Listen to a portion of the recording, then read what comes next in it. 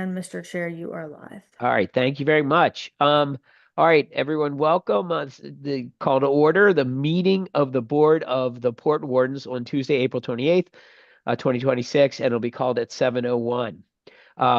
In attendance tonight, we have Port uh, uh, Warden Harold Siegel, we got Port Warden Jared Lerner, we got Port Warden Jonathan McCopp, who, again, thank you very much for all your service. He's going to be unfortunately moving out of state, so we will be in search of a fifth as well. Well, from the city, we have Mike Meekins, and obviously Carrie Berger, as well as Alderman Thorpe is joining us today as well. And of course, Madeline's doing the IT, so thank you very much, Madeline, for doing all the stuff for us with the Zoom. So we have a quorum. All right. And again, staff, thanks for being in attendance.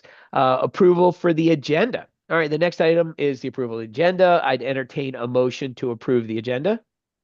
Let me motion to approve All right, the Harold, agenda. thank you. Can I get a second? Second. All right, Mr. Lerner, thank you very much. All right, all right, all those in favor of approving the agenda, please state aye or yes. Aye. All right, that was all four of us. Thank you very much. Motion passes. All right, administrative. Next item on the agenda is the approval of the minutes from Tuesday, March 24th, 2026. Can I get a motion? Robert, Yeah. or Mr. Chair, excuse me, can I interject?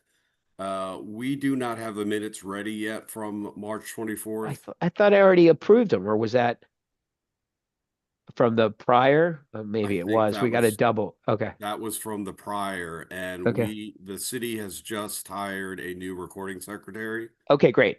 so we'll be catching up on those. So apologies. Oh, no worries. I'm sorry. It was still on was it on the thing? Yeah, no, it's on the Yeah, it was on the agenda. So we'll bypass that and get it caught up once we get them. Okay. All right. Another administrative is the findings of fact that we do. And this, of course, is from the Tuesday, March 24th meeting.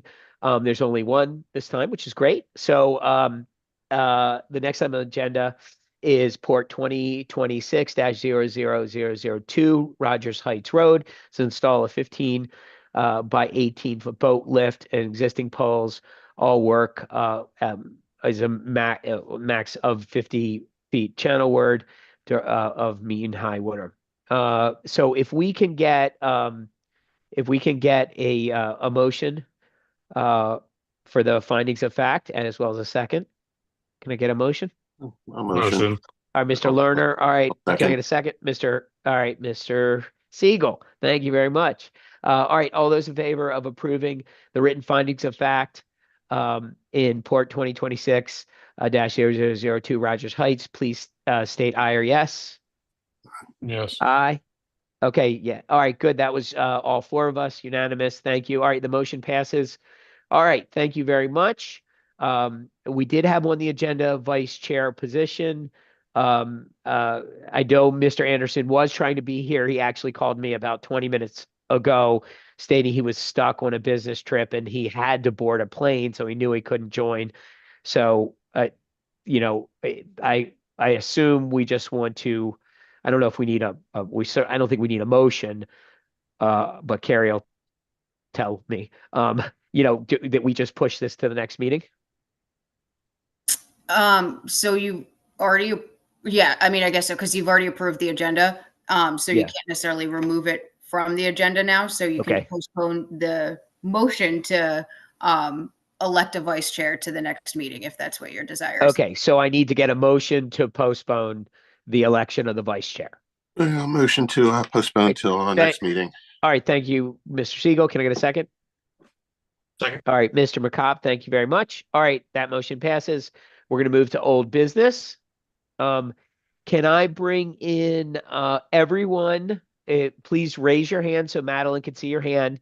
If you're going to speak, you need to be sworn in. So this will be for Port 2026-0001, 7040 Benby Beach Road, and it's the construction of the breakwall and living shoreline to restore the beach area in front of the bulkhead.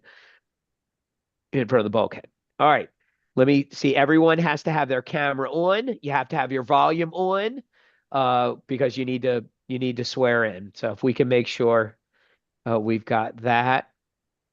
Mr. Madeline, yeah, Chair, I do have one call-in listener. I could give them permission to talk now. We can see which agenda item they're with because I don't have that number on my list. okay. And they're calling in without video? Yes, there's an option to just use like the phone. We will not be able to swear them in, Okay, so they won't be able to present. okay, then I'm sending props to Anne with this agenda item, and once she accepts, you'll have everyone. Okay. And just to review, if anyone is watching this who is not on the screen, if you are part of it, make sure you put your hand up, okay? So that Madeline can get you in. Yeah, we got Paul, we see you. Thank you.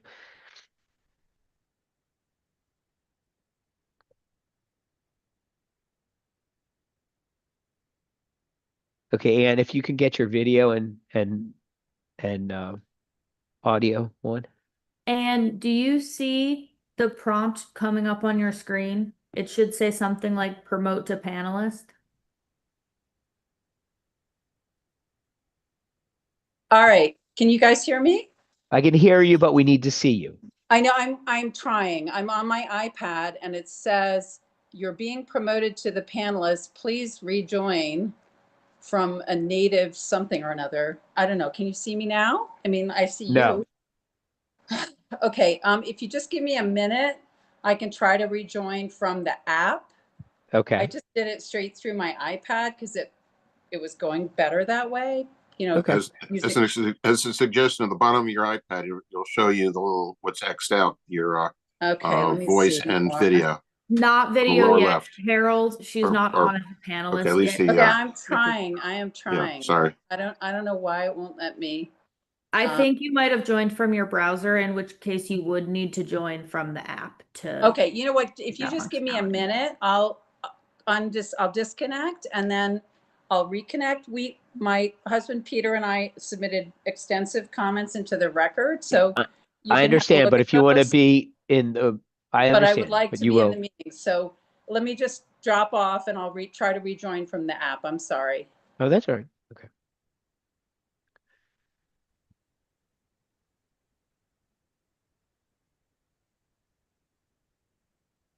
Give me 1 second. I need to just get a tissue. Bear with me. So this will equal time.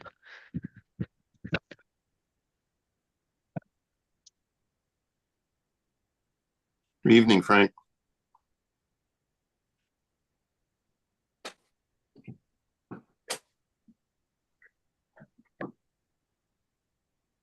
And back.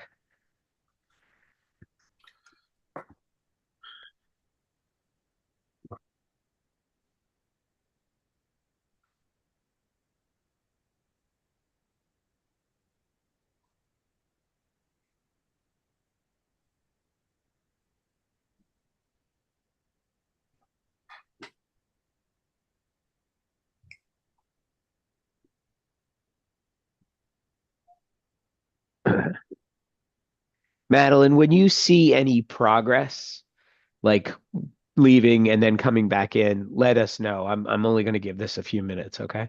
Will do. Thank you.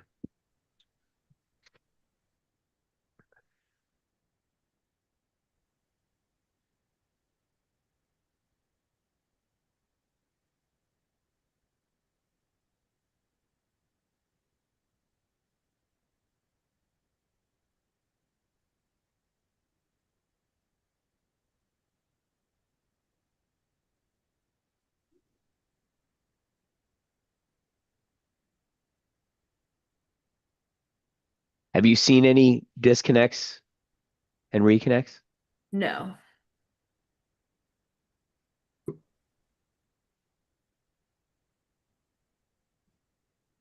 I do have people from other agenda items who are raising their hand. You're not gonna have the prompt to be promoted to panelist until your agenda item comes up. But I do see a number of other. Right. And we'll certainly Potentially. bring in the city people on Yes. that one too. Yeah, I'm just letting them know that because I have seen some people raising and lowering their hands.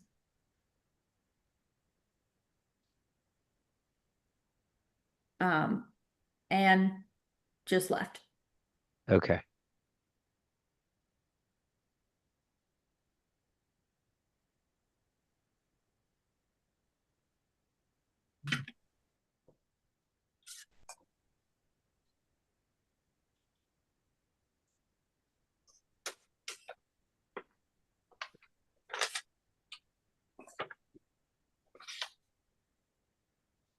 All right, one more minute.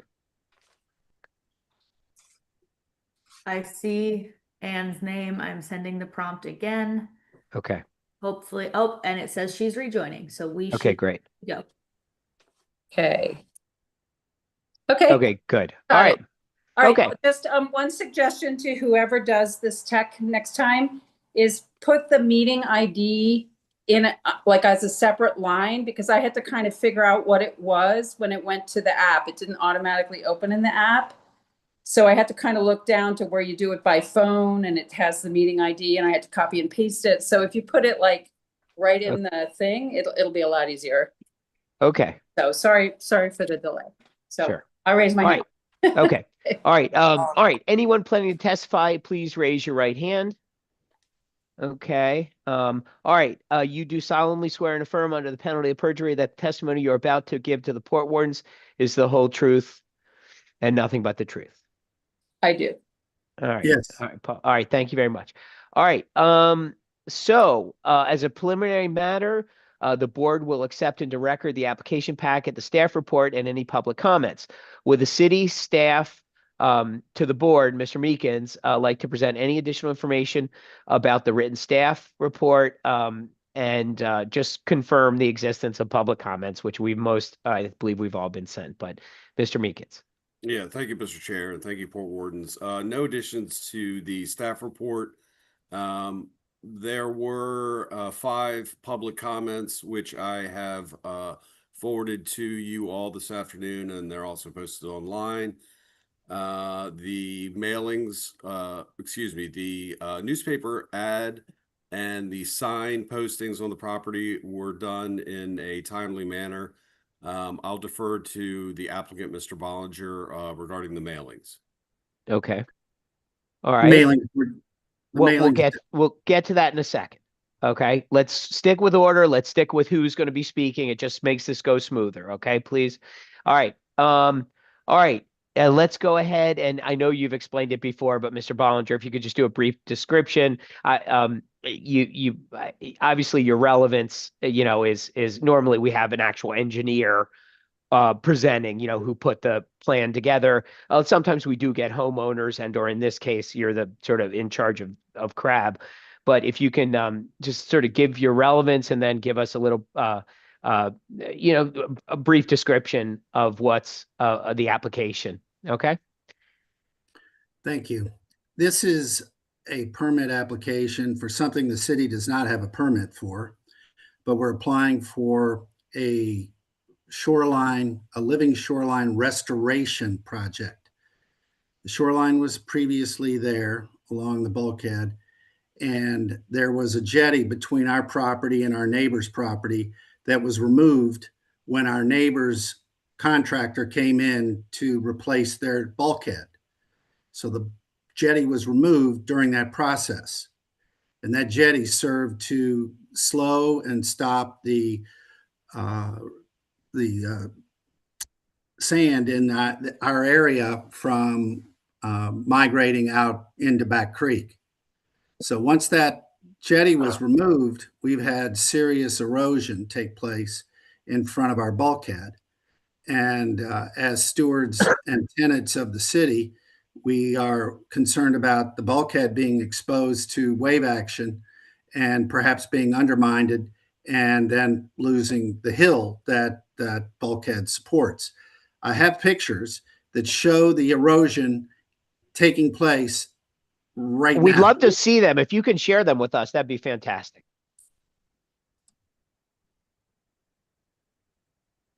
We'll give you plenty of time. It's showing right now. Do you see them? Nope. Well, somebody's got to share their screen for me then. Madeline, is there something we have to give permission wise? All of the panelists have permission to share screen. Okay, hold on one second. Thank you, Madeline.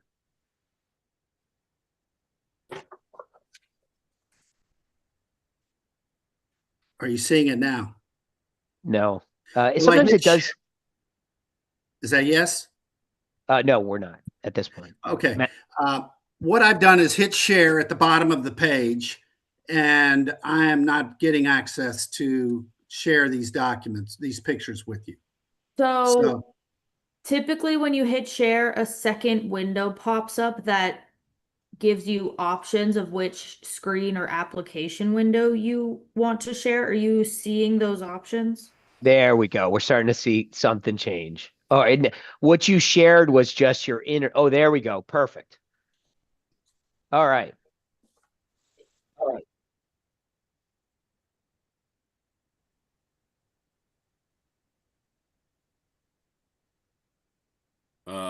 He's muted.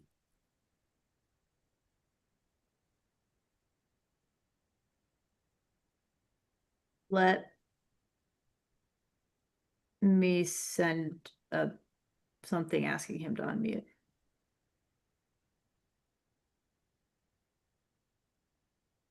Paul, can you hear me? okay, am I unmuted now? Yes. Yep. Okay. Let me share the screen again. I would recommend full screening that picture application if you can. Do you see the screen now? Do you see the pictures now? Yes. Okay, this is the erosion that's taken place. These grasses were on the beach, and the beach has eroded away. This is erosion in effect right now. This is the beach heading out towards Back Creek. Again, more of the beach heading out to Back Creek. This is our finger pier right here. So all of this area right here was beach with these grasses, living shoreline extending across. So it extended over to here. And once the jetty that was right here, you can see just one little rock sticking up. Once it was removed, the wave action that comes into this cove has eroded the beach away from this bulkhead. What we're proposing is a small break wall being built out in this direction, and you all have the engineering drawings. I don't believe you need an engineer to explain those to you. It shows the rocks here and then the living shoreline being replaced here with the grasses and the sand. And we're expecting that jetty to protect it and maintain it while allowing wildlife, the ducks, the geese, the turtles, the snakes, the horseshoe crabs to come up on this beach and be able to use it. So that's where we are. This is grass that used to be on a beach right here, here, here, here. That extended out there. So that's what we're trying to do is replace where that break wall was with another break wall 5 feet inside of the crab property line. So that summarizes the project. We're trying to keep this hill right here from being undermined by the water and the waves here on this bulkhead and then collapsing. So, Mr. Chairman, that summarizes my remarks. I'm happy to answer any questions that anyone may have.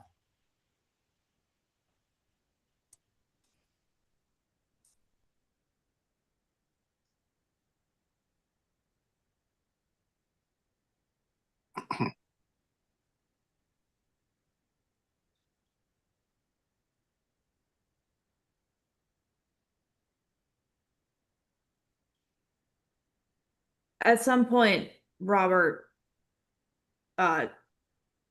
left the meeting, so he's rejoining now. Hold on. Wow. Just got bumped out for a. I just got bumped out. No control over that. All right. It probably happened with the image. I saw most of the pictures, so that was fantastic. So she just had to repost me in. So I was listening. So you're fine there. All right.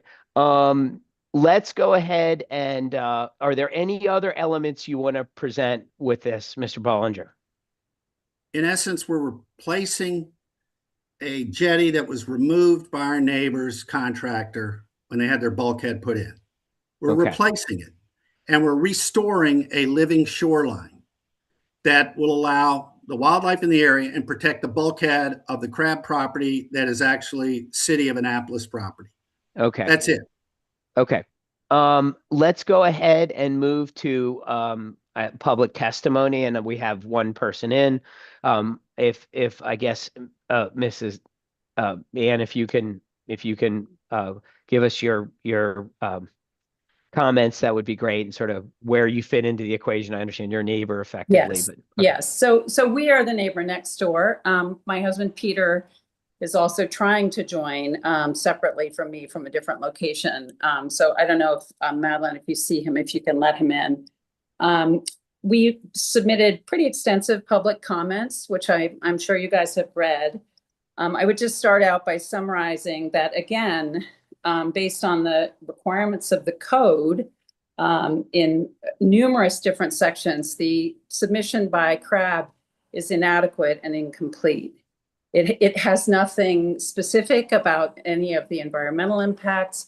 It has no bathymetric analysis. It doesn't show the neighbors. It doesn't meet any of the requirements. And in our public comments, we talked about the particular code sections, which I'm sure you're familiar with.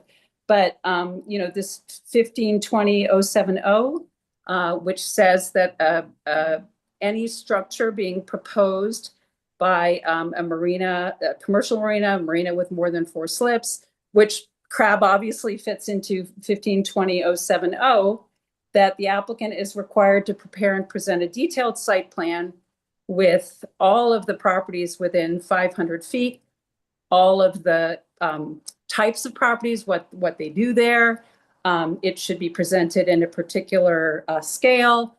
It should be presented by an engineer. Like, none of that has happened. The plan that we received 2 mailings ago doesn't even match the plan that you guys have on your website as the plan.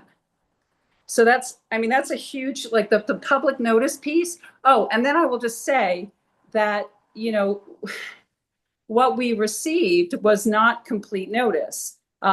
We received a partial notice of the hearing, but with no copy of the plans. So we don't even know what plan we're talking about. The plan that's on your website shows a new structure that is within 5 feet of the lateral line, which would require our consent, which we have not been asked for, nor have we provided because we haven't been asked. So those are the kind of just procedural issues with this situation. Like, I don't know how you could conduct an environmental analysis. I don't know how you could think about, will this increase or decrease sedimentation? Will it improve or hurt other environmental aspects? What will the impact be on adjoining property owners? There's just simply not enough information available. okay. So All right. that's the first part. That's the first part. And we went into detail in our public Comment. submission with all of the required, requirements, the code section. Like, we went through this, as 3 times before. So we know pretty well what's required. And a lot of it's just simply not provided. It's almost embarrassing that it's at this point. Okay. But anyway, okay. I made All that. right. But I do have some points more particularly about what Mr. Bollinger is talking about and what has existed there. I mean, we all know that the sand in Back Creek moves around a lot. And I'd like to actually share my screen if you wouldn't mind. Please. Just for a moment. We shared a bunch of pictures in the last thing, which I'll refer to, but I'm just going to share. Let me just see if I can pull this up. let's see. All right, hold on. Just a second. Okay. This is an aerial photo from 1986. This is an aerial photo from 1986.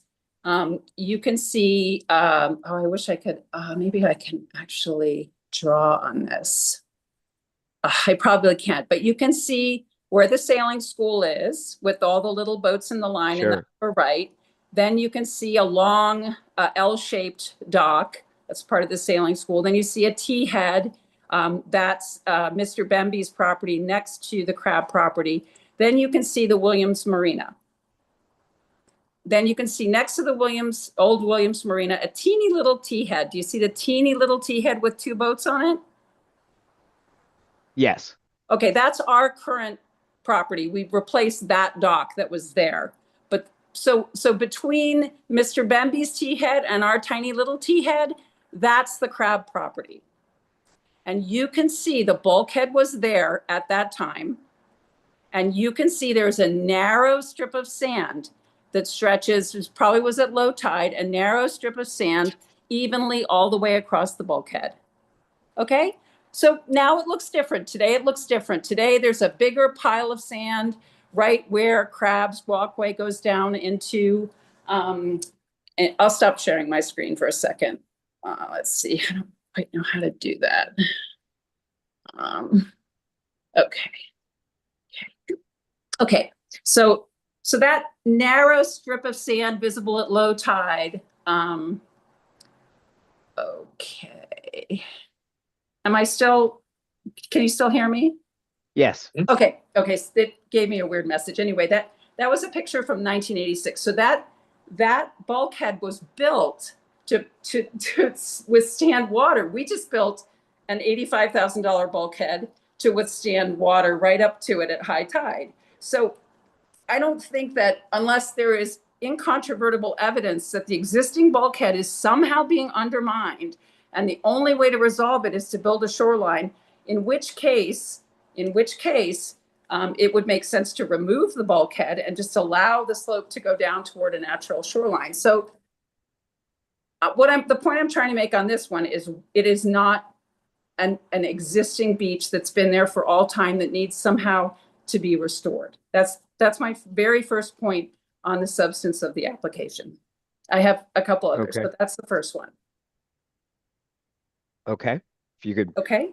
Yep. So the first one is there's no natural beach that was just there all the time. We have numerous pictures from before Crab started working on their property, before we did anything with our dock and bulkhead, that shows there was really no beach there. Their own drawings show it underwater at high water. Okay, so that's the first point. The second point is Mr. Bollinger is being somewhat disingenuous in describing the thing that was in the water before as a jetty. We've shown pictures, we've introduced pictures into the record of this. It was a pile of construction debris, including a few cinder blocks, some cement that the Williams family put in the water. It was completely unpermitted, unallowed. It was just a pile of debris, literally debris in the water, that when we replaced our bulkhead and we replaced our dock, the contractor needed to get in close to the shore. And so the debris was sort of knocked over, but it was literally knocked over, and we collected it with our hands and put it on the shore. It was not a jetty or a groin or a bulkhead. And the Maryland Department of the Environment, who came out to conduct an inspection at the request of Mr. Bollinger, said, you cannot put anything in the water here. You know, you can't. This was a Do you have anything in writing in any way, shape, or form from them? Just out of curiosity. I think we probably do. I'll have to look for it, because Okay. they did write like a report about their visit. And we said to them, we said, you know, like, can we put this pile of debris back? And they said, no way. So, you know, and I don't even know how you can say that little pile of For years, for generations, people have used concrete material and assorted material, for the record. was a common practice. So I you got bought the it. property with it there. You knew it was there. I It got was, so I It was just a want pile to, of debris that was unpermitted and not, you know, in any kind of compliance with anything. And it's not something we can put back. And it's not something that, there's no way to know. There's no way for you or me or Mr. Bollinger or anyone else to know on the basis of his application whether or not building the groin will actually do anything for him. It probably will end up with sand on our side, which is the thing we're worried about. So like he's presented zero environmental or bathymetric analysis. So I really honestly don't know what to say. all right, let's before just, are there any other public testimony in this matter? All right, and now if we can do a rebuttal by Mr. Bollinger. Wait, I have one. Okay, this is your last, you Okay, keep having this is one my more. last. This is my last Sure. thing. I just want to share my screen one last time because I just found a picture of the pile and of what things looked like before we built our bulkhead, before everything. I could see it on Google Earth, and probably most of the you others probably could see it as well. I got it. So let me just put it up. Okay. Give me 1 second. I apologize for the delay. I mean, hold on. I don't know why it's taking so long. Okay, let me see. Can you see that? Yes. Okay, that's the little pile. Okay. Okay, And that's yep. the little pile. You know, that's at kind of mid tide. You can see on Crab's side, even when the little pile was Okay. there, and it was, is that fence or is that bulkhead? Who is that corner belong to? May I ask? My understanding is that the corner and about a foot past the corner belongs to us. Like a foot or 2 feet over into that orange reeds that are there, that belongs to us. Crab's fence basically now bisects those reeds about 2 or 3 feet in from the edge of the bulkhead. So what you're seeing is our old bulkhead, and that side wall of it is on our property, and that pile of debris is on our property. Okay. And we have a bunch of surveys that show that. Okay. All right. And you can see there is no huge beach right there on Crab's side. You can see their booms in the water. And like you said, it's completely tidal. There's, you know, It's obviously you totally have more tidal. beach on your side, but it's completely tidal. It is so tidal. right. Yeah. Okay, I'm Okay. gonna stop the share. So I'll stop there. Okay. So All right. big- All right. Well, thank you. Thank you very you. much. All right. And so Mr. Bollinger, if we can, if you have any rebuttal to the comments or you have any more you want to point out. Well, I would point out if Ann's picture remained up, there was a engineering stake that was a white stake on the property that showed exactly where their property line was. And it was not farther to the right as she suggested. And it shows that the jetty itself and the shoreline, which that is low tide, by the way, it's not mid tide, it's low tide. And it shows you the sand going across. But we had the Maryland Department of Environment already come to Crab and do an analysis of the restoration for a living shoreline. And they're in the process of approving that now. We have a waiver application signed by the mayor to have that application approved. We have DNR coming to approve a grant to pay for the living shoreline restoration. The only thing we're waiting for is the Board of Port Wardens permit. We have 2 Maryland state departments ready to move on this project. And we have the mayor's signature. And we have the director of public works who's agreed. What do you have the mayor's signature on? May I ask?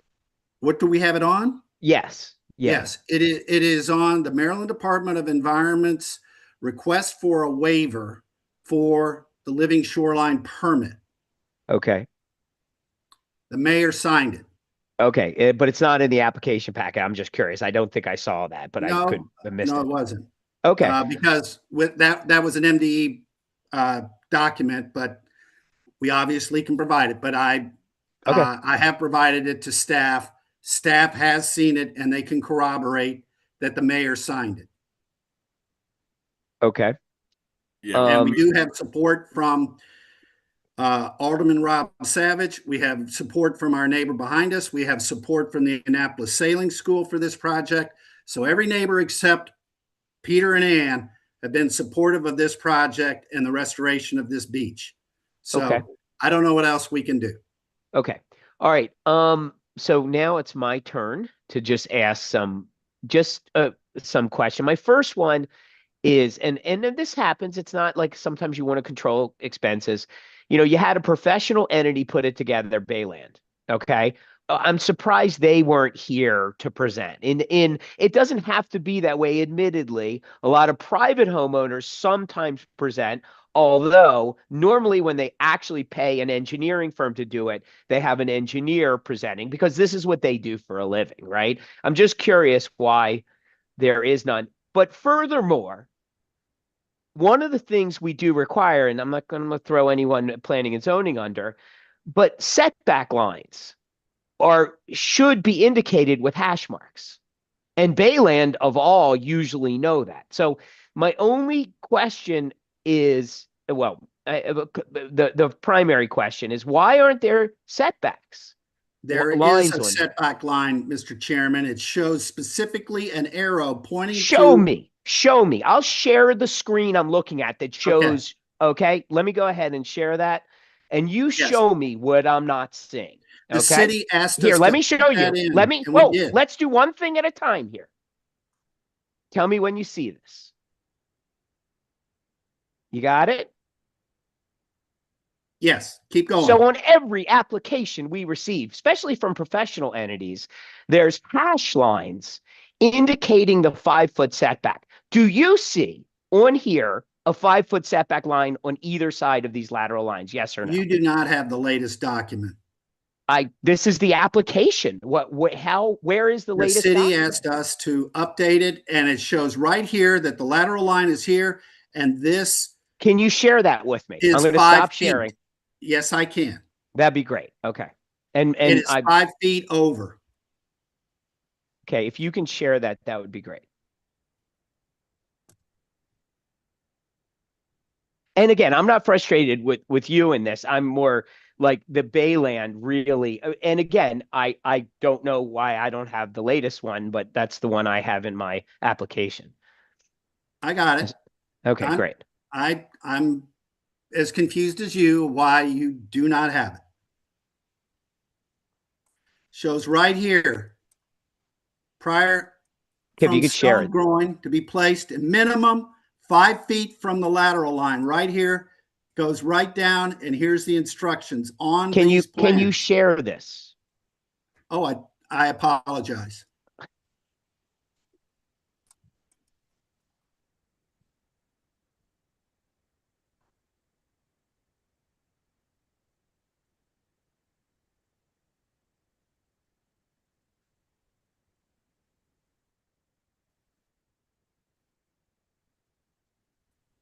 And Paul, it looks like that automatically turned off your microphone again.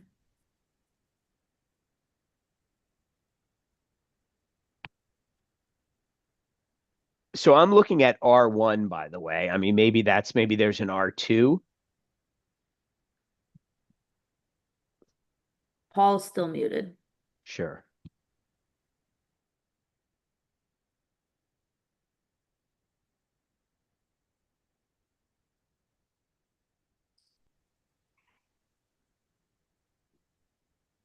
I believe you're muted in the Zoom app.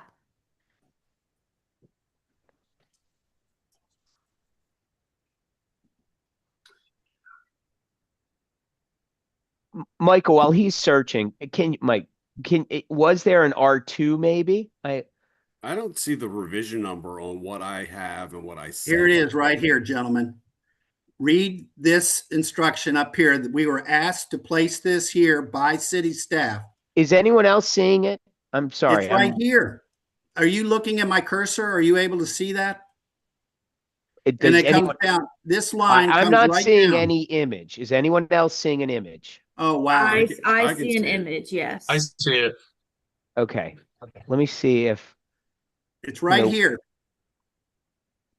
And it specifically states 5 feet minimum from the lateral line.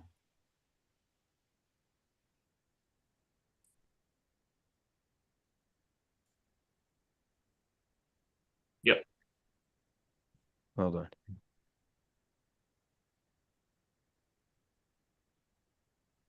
Okay. Yeah, it actually says 6 feet.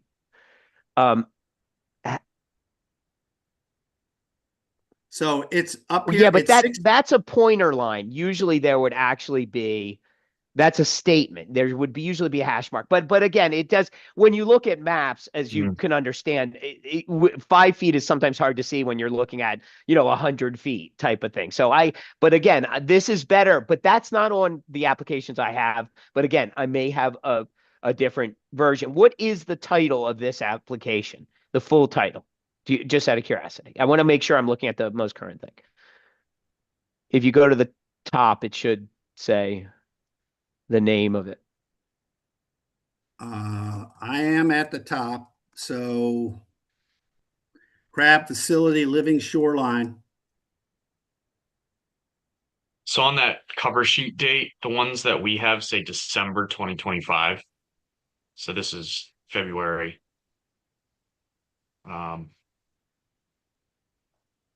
In the attachment that I sent last week, I believe it was, if you scroll down, you have both the December and the February. Okay. Okay, that's what it is. Okay. Okay. But I honestly, the drawing that Mr. Bollinger is showing compared to the February of what I'm looking at doesn't have that dimension, but that could be an Okay. error in Right. And we could do planning conditional thing. things if things progress. I mean, I'm not I don't want it to be a closer, but I talked about this before. I really want to make sure, and Paul, this is not on you entirely, it's on your engineer. And quite frankly, like we've got to have lateral line and setbacks in every single application graphic we get. And every other engineer does that. They put a hash mark for 5 feet that actually protrude the entire lateral line, right? So we can actually really make sure it's exactly 5 feet. Obviously, it could be enforced when it gets installed, but ideally, we would have that every single time an application comes in front of us. It's sort of like the harbor line. We got to be able to see an accurate representation of that. Okay. All right. So let me push forward a little bit and sort of present. That was the only question I had at this point. The there's some elements about waiting for a city paper, and I know that this has been discussed, and we're simply waiting for something. I may bring Carrie in, but let's have the other port wardens ask any questions they have, so we can keep moving forward before we I guess move too forward. Can we get, please, any port wardens, Mr. Siegel, Mr. McCobb, Mr. Lerner? Yeah. If I can go, there are three items that I needed to be answered. One, there was the question of the neighbor not receiving any sort of site plan. Is that still the case, or is there a problem that she didn't get to see what the site plan was? That was one of her main issues.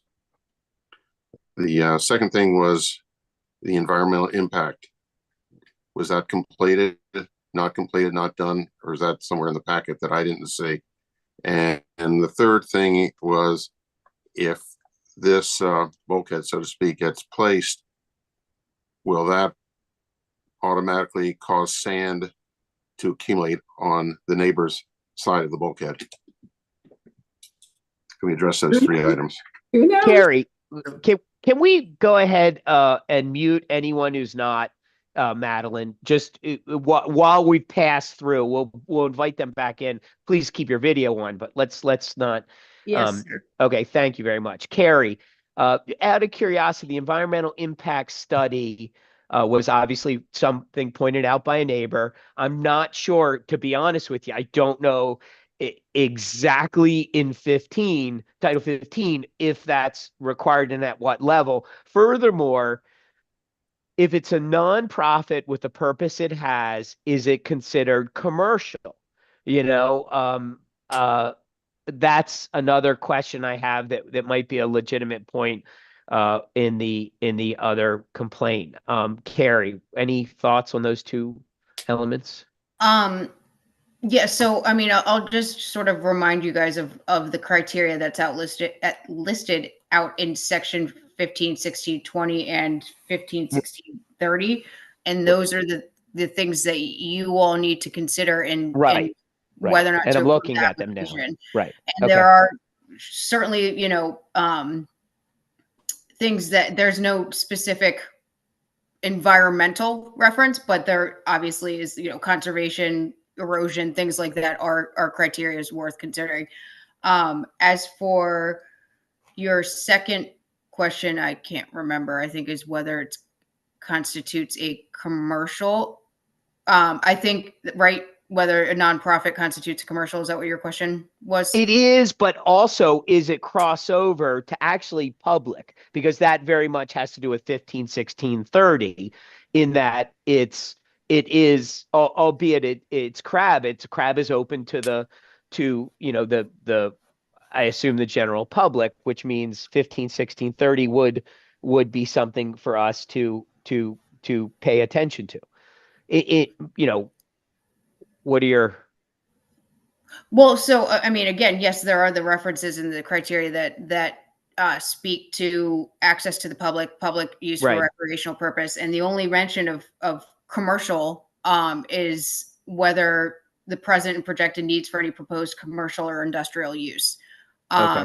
And so it doesn't necessarily, like, you guys aren't to necessarily be too consumed with whether it's a commercial operation or not. Okay. That's sort of part of the building permit, which is a separate permitting process than what you guys are tasked with doing. So Okay. I would recommend you stick to the criteria that's Gotcha. listed in 15, 16, 20 and 15, 16, 30. And I think there may be, I mean, the 15, 18, but that I don't think is necessarily applicable. Okay. And my last question to Carrie, and this, I think there's a workaround. I know there's discussion, albeit nothing officially in writing, about the use of city property and needing the city, I can't remember the exact title, but the city, um, I can't remember the title. The person from the city who's in charge of real estate related elements or other use. And I know that Mr. Bollinger has spoken with him, but we are waiting for an official a letter that is evidently in the contract might be required. And again, something can be done potentially conditionally with that. So that would be, I'm just curious if you can explain that to the other port workers. Yes. So what you're getting, so Crab has a lease with the city. In that Sure. lease, there are requirements that any improvements to the land requires the consent from the city through the city manager before making those improvements, before obtaining, the permits. And don't quote me on before obtaining the permits. I believe it's limited to before making any improvements, consent is required from the Gotcha. city. Okay. That consent can be obtained by the city manager. My understanding, our Department of Central Services, who manages our leases that relates to our property, may be coordinating that at this point. I don't know where Okay. they are with that for obvious reasons. So that letter, obviously, or that consent has not been obtained. It doesn't seem, it also, the lease does say that, consent won't be unreasonably withheld. So I don't Right. know if there is any sort of perceived barrier to obtaining that consent versus other than just time at this point. So something that the port wardens could do and take into consideration is making, if there's an approval, having that approval conditioned on that letter being, or that consent being sent to the port wardens to confirm that consent was obtained. Okay. All right. Other port wardens. I'd love to hear some questions or Jonathan or Jared.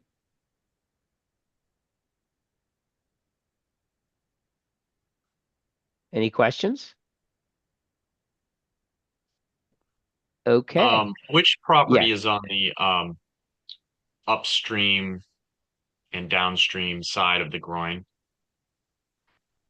Is it it looks like the Peter and Ann, your property is upstream, is that correct? And Crabbed is closer to the bay on in the way the water flows. Is that correct? Okay.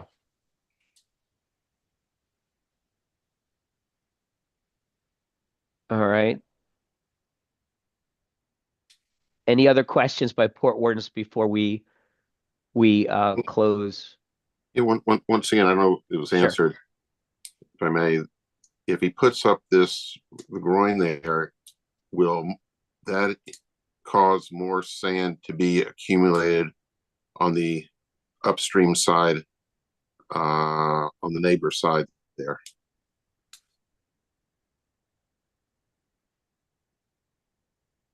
Has been any thought on that? This is why I would love that. I wish we had the engineer from The the engineer, project. yeah. Yeah. Yeah. Mr. Bollinger, let's go Yeah. ahead. We're still in comment time. Let's go ahead, please. I'm not sure our engineer could answer that, Mr. Chairman, but let's just go with history and facts.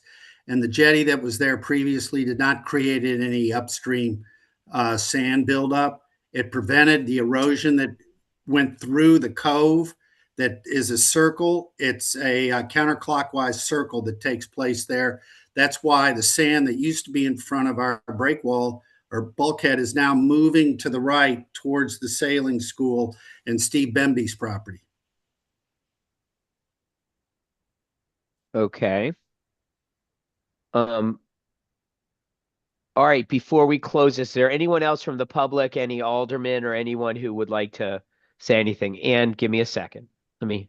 I see you, but no, okay, Ann, if you can, please, Madeline, allow Ann, this is going to be our last of each we'll allow a rebuttal as well, but Ann, go ahead. She should be. You're muted. Okay, just a sec. Okay, can you guys hear me? Yes. Okay, all right, so we are not, in essence, like opposed to anything that happens in the waterway ever. Both of us are very focused on that this process is done correctly, completely, with proper notice to everybody so we can evaluate everything. So, for example, the plans that were in front of you formally did not have had the groin within 5 feet, didn't have lateral lines, didn't have anything. So now Mr. Bollinger just put something up on the screen, and that constitutes a submission, and we haven't been, as the neighbors, notified.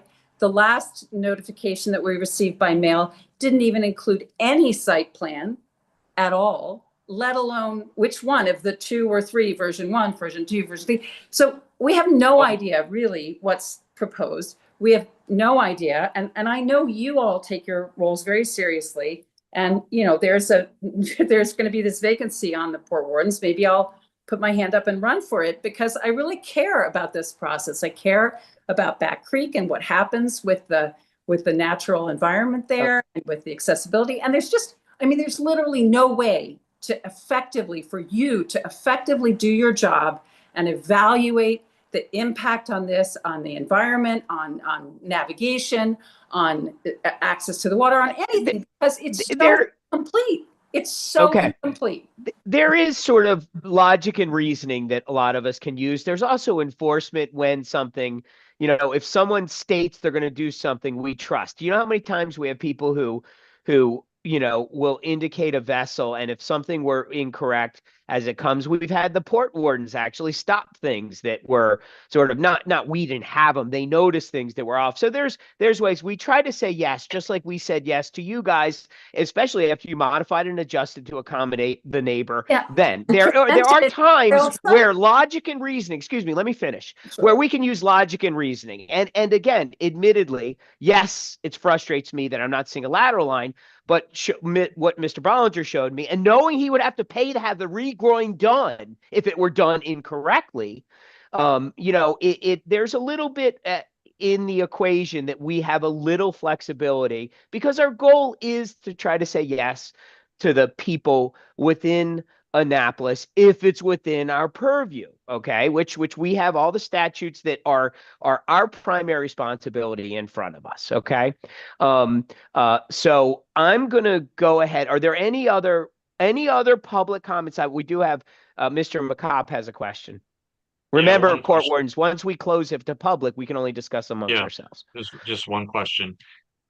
In the event that this groin is built and sand accumulates in front of your bulkhead fan, would that cause any impediment to navigation from your T Yes, dock? yes, it would. Yes, it would. How would it impede your dock? How Okay, far so away from the currently bulkhead is the dock? we currently have a dock that we have permission for whatever, I can't remember if it's 3 or 4 slips, whatever the amount is for people. We have 2 boat lifts that need to go down far enough in the water, 4 or 5 or 6 feet down into the water to let the boats go off. And we have a boat that's on the dock, a sailboat, which we told you about when we got permission for the dock in the first place, that draws 6.5 feet. So we barely. What side of the dock is that boat on, may I ask? It's on the upstream side, but the dock is 6 feet wide. So it's like, it's not very wide. So we are definitely concerned Okay, about that. so it's looking at it, it's not on Mr. Bollinger's side. No, because when we built. Okay, just curious. No. Just because the image I'm looking at, it looks like it's about 50 feet, at least. And again, I think my Google image is relatively current. It's about 50 feet from the actual shoreline. Is that inaccurate or accurate? Well, we use the whole dock. We have a dinghy boat lift that's within 10 feet of the shore. We have a boat lift for a 22-foot power boat that's within like 30 feet of the shore. And then on the other side of so here's the other thing. Bollinger did not provide a site plan that shows you what's on either side. So like you're just. Well, he's not in charge of showing what's on your dock. Oh, so that doesn't have So we any. are definitely, I will answer your question. I'll stop talking. We are definitely concerned about sand buildup on our side that will render our boat lifts inoperable, and it will make it difficult, if not impossible, for us to get our 6.5-foot draft boat far enough back, into our dock where we want it for safety purposes. So yes, that is our primary concern. And I don't think there's enough information to make that any kind of evaluation based on what Mr. Bollinger is. Okay. Do you have any vessel that gets stored on the Bollinger side? No. Or crab side? You don't. Okay. Just curious. All right. No, Thank you very not much. permanently, no.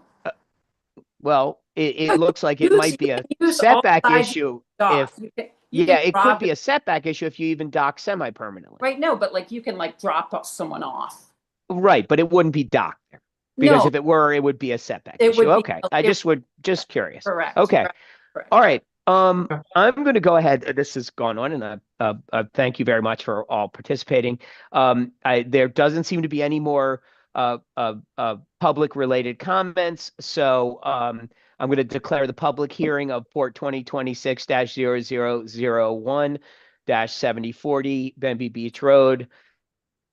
And then let's discuss the criteria in regards to pretty much Title 15 amongst just the Port Wardens. I will at this point, to me, certainly 15, 16, 20 is not related, at least to navigation. I don't think it's any type of navigation too close or confined back there. Placement of the erection in a manner materials sufficient and substantially lasting.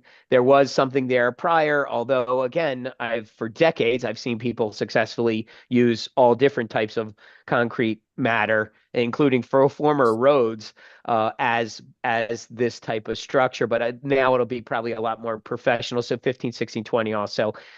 There's the water pollution and erosion. The whole point of this is to try to obviously help mitigate that. Obviously, we hope it doesn't happen on the upstream side, although there is no vessel that is on that side of the dock. So I don't think, I don't know what its impact would be should it, but to me, it strikes me as building over to the other side. But most importantly, and this is why I asked Carrie, to me, this is sort of like a public recreation scenario, okay? And we're supposed to be, starting about 4 years ago, section 15, 16, 30, we do want to take into consideration where access to public for recreational purpose is sort of part of it. And again, Crab is nonprofit, but they serve a constituency. They're not really there to make money like a typical, sort of marina or sailing school. So I think it sort of, to me, crosses more over to the public side, but I need you guys to talk about that as well. So I mean, as far as I'm concerned, for what we're responsible for, the one I would put two caveats, which we are allowed to do, but I think you can satisfy them. So in other words, we can preliminary approve, but I do want to make sure that there is an official signed letter from the city manager per the agreement. Okay. And I would want to, again, and this is why I can't believe Bayland's not here, or I can't believe there's no actual setback in the official application. The fact that there may be reiterations or someone hand wrote a pointer to it, it still should be there. But I do trust, knowing what I know about distances when we look at it on maps, that they will not build it within the 5 foot, because they certainly don't want to have to pay a second time, or actually it'd be 3 times the price because you have to remove it and then put it back in the right place. So I assume they will honor the 5 foot setback. Absolutely. I assume, but again, that's what the Port Warden's there for, and or planning and zoning. So to me, those are my thoughts. But I want to hear from the other Port Wardens. As far as Title 15 thoughts.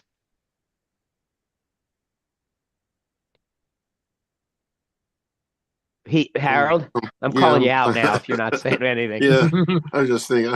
I was sort of thinking the same, along the exact same lines you have. We've denied applications for those exact reasons, not having the exact property lines. We've had pilings that we thought were a half a foot over the line, et cetera, et cetera. I mean, there is a certain amount of trust that has to be imparted here. I don't know whether we should allow it to go forward without the actual letter from the city. Usually that would be the first thing that you would get. Well, but we can allow thing. it to provisionally go forward for the record. Yeah, that way we don't have to represent. We don't have to, sort of, if in fact we got to that point. I just want to make that clear. Who does that, does that letter then have to come to us? No, I think it would go to, I assume, Mr. Meekins to verify as well as Carrie. But I know, I believe Mr. Bollinger, when he said he spoke with the city manager, and he's simply been waiting for the letter. And in anyone's case where, again, we do try to say yes to those that are members of the public and all the rest. I mean, it is always a difficult time frame when you have a new mayor and then you have a different change in staff members and things get delayed. I mean, hell, we haven't had minutes. We have minutes, but it just has not been exactly as we've searched for the new secretary. So there are things that happen, but you can modify and adjust and still move forward is part of what I'm thinking. But if additional sand accumulates on the adjacent properties side there, and they wanted it removed, that would be their responsibility to remove it.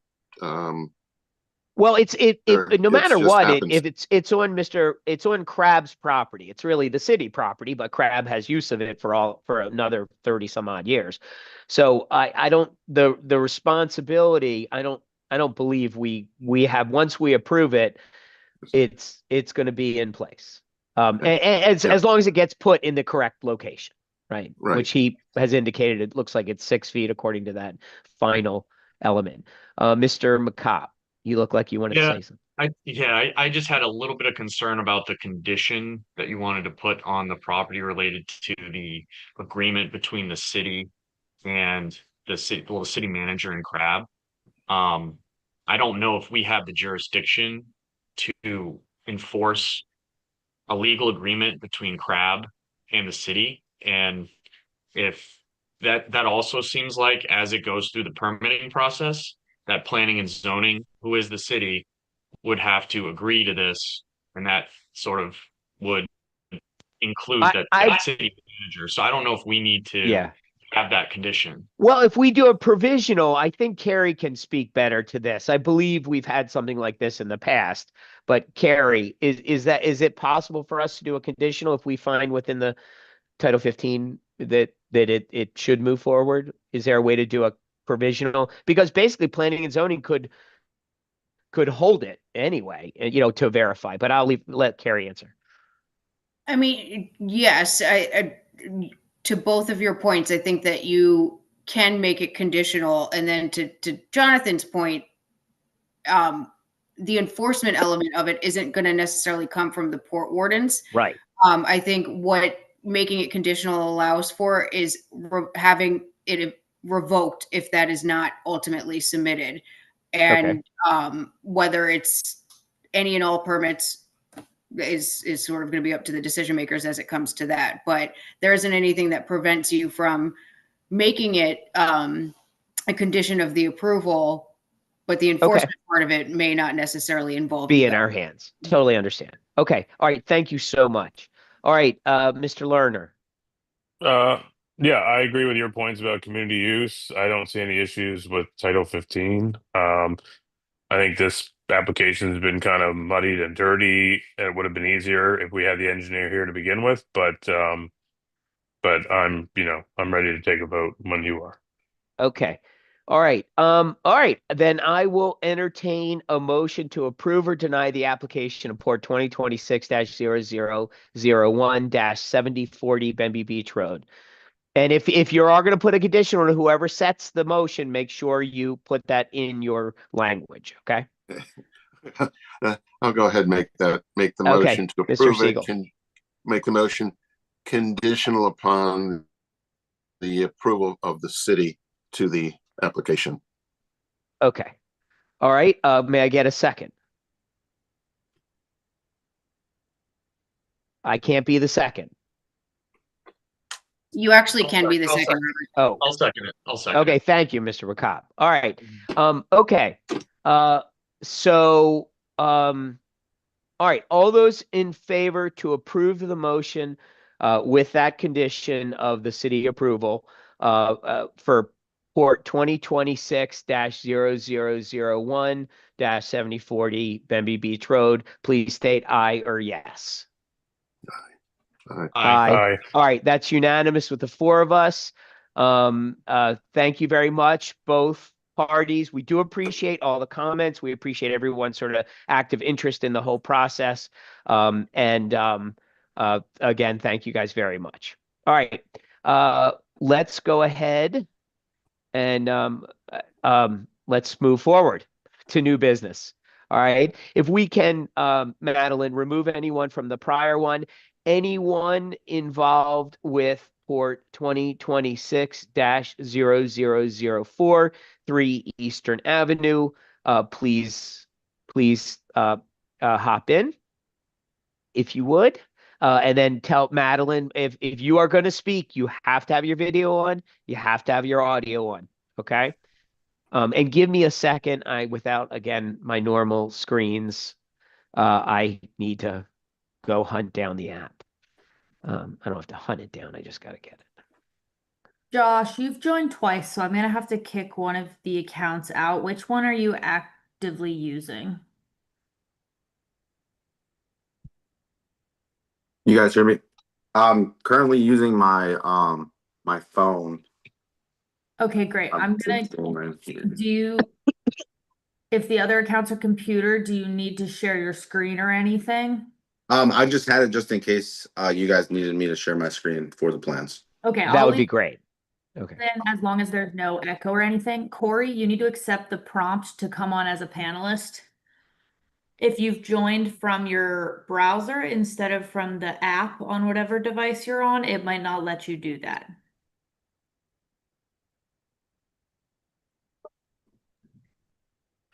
Mr. Chair, is it okay if I give Corey permission to talk to see what's happening? Please, yes, please. Corey, can you hear me okay?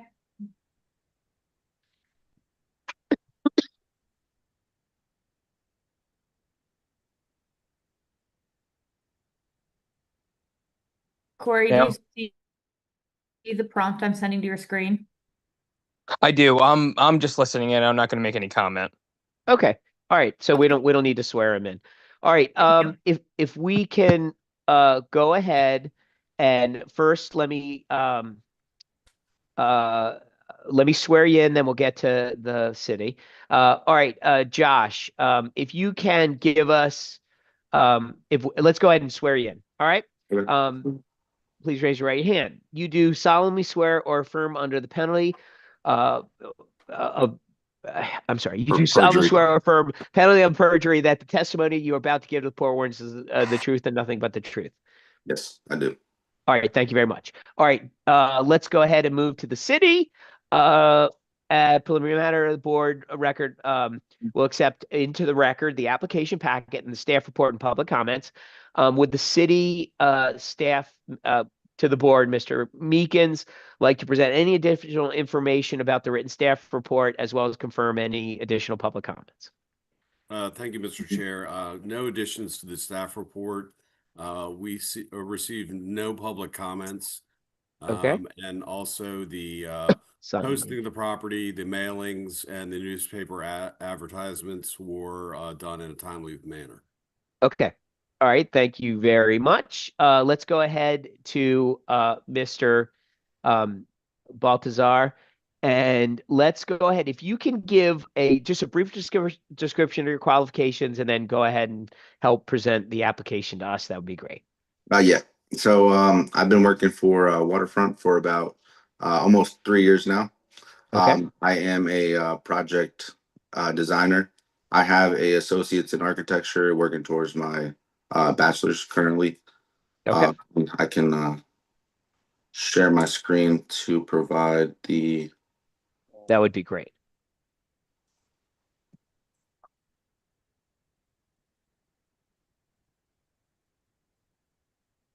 There we go. So for this project, we are proposing the reconstruction of a bulkhead 18 inches channelward to remove and install 132 linear feet of stone reinforcement along the bulkhead.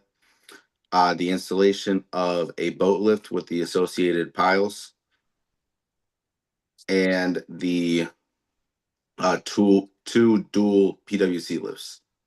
And just to note, the two outer piles are currently there. They're existing. That are Okay. The encroached ones into closest to the harbor line are there. Is that the two you're referring to? the ones that are encroached into the 5-foot setback. Okay. And they belong to that property as well. Yes. Okay. They're not planning on keeping any vessel on that side, or are they? That is they're putting a boat. It's a boat lift, so I'm pretty sure they're going to be putting a boat there.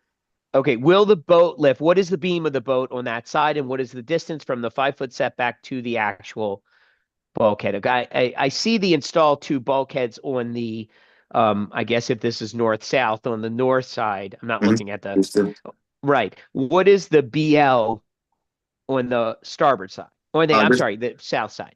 This is the boat lift that is going there. Okay. What is the vessel going on that? What's the exact make and model that's going on that?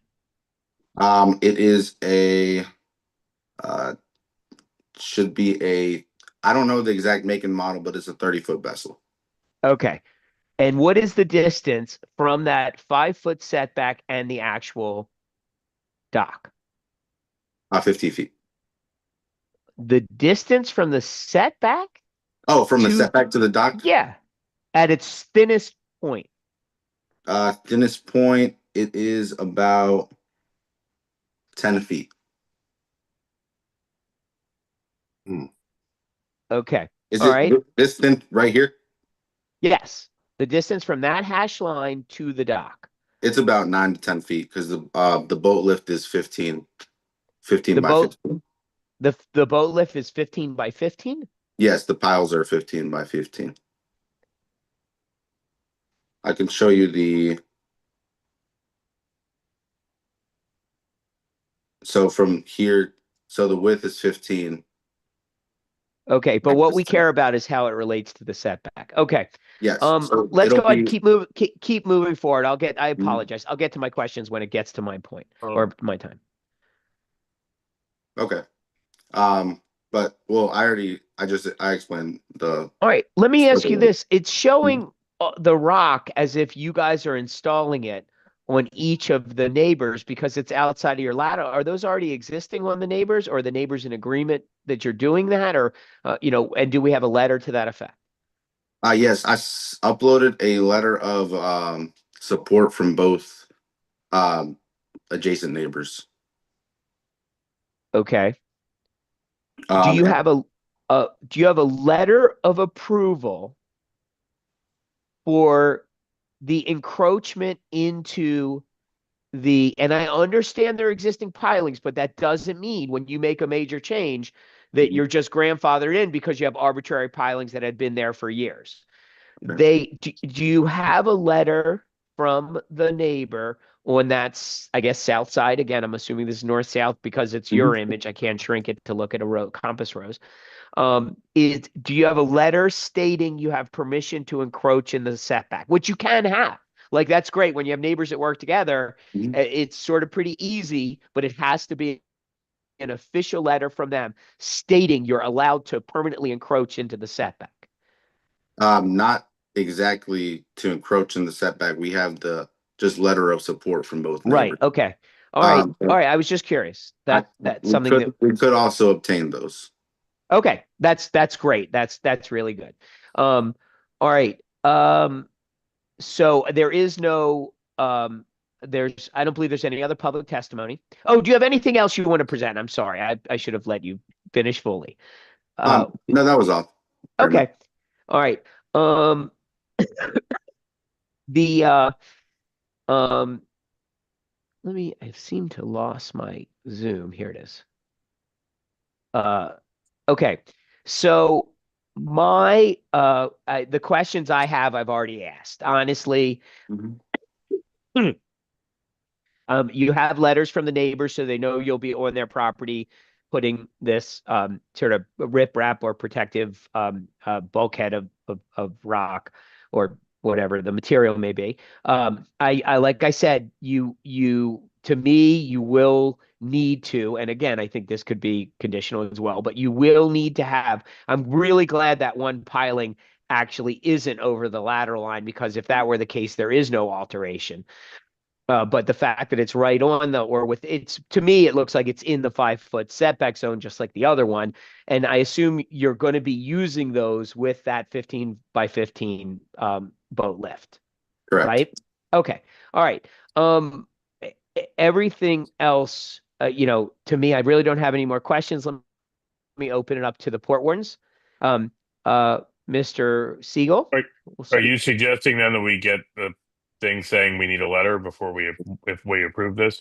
No, actually, I'm suggesting to leverage the conditional thing because I do think that's to me, and again, we'll look at Title 15, but to me, that is the only um issue or concern I have about this presentation is that everything on the north side looks perfect as far as setbacks go and lateral lines. The south side, I just have a concern. Yes, they are pre-existing, but as you guys know, it just rip and replace and or any major work means they have to be compliant with Right. all of Title 15. But fortunately, again, those two pilings look like they're within the lateral line and just in the setback area. So all it takes is a letter of permission stating that the neighbor on that side is aware and giving you permission to use that setback area.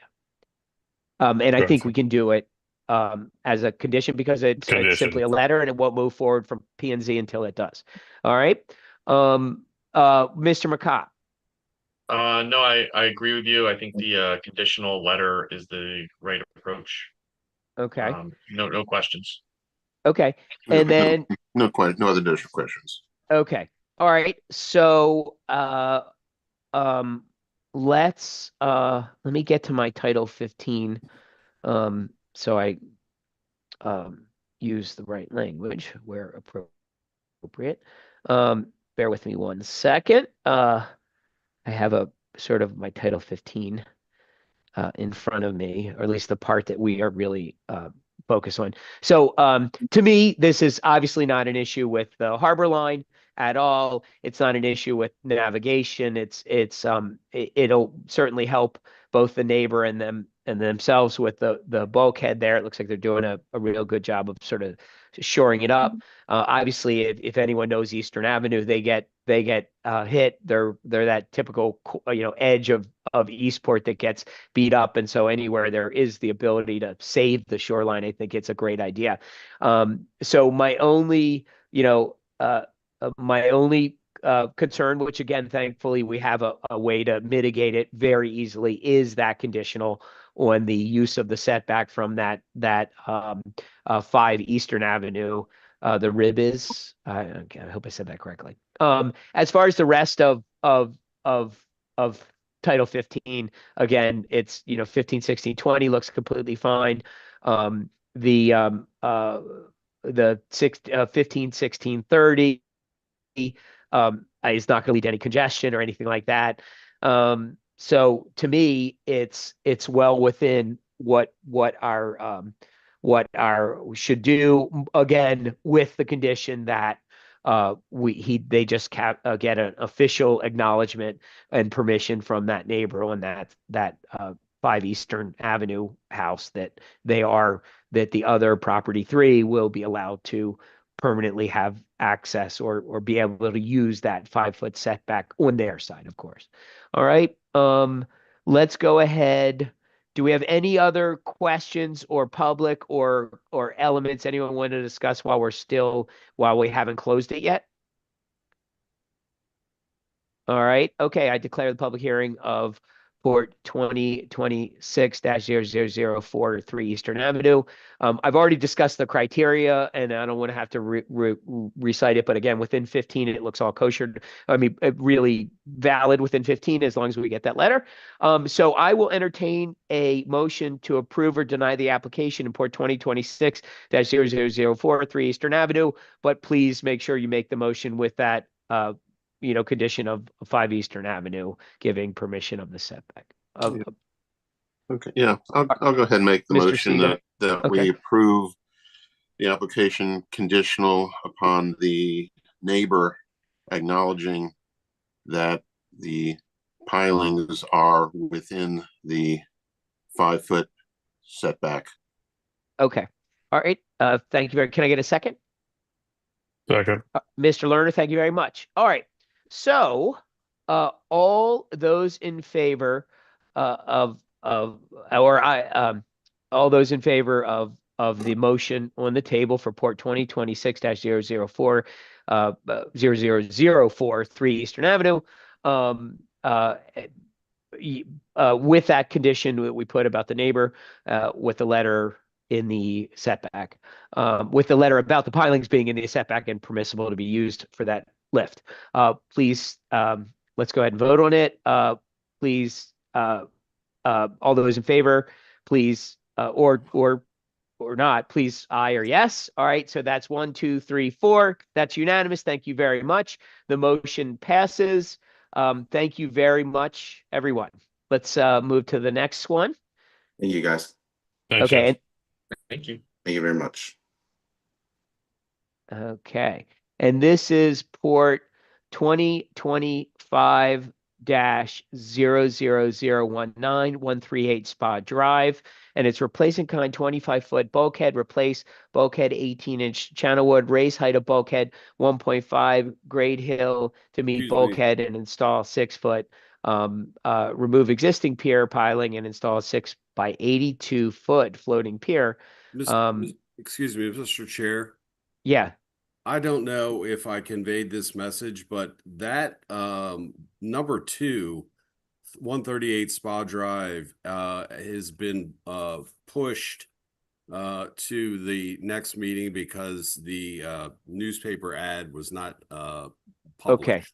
Okay. And I believe, honestly, you did. But I think it was more recent than when I scripted this out. So I apologize.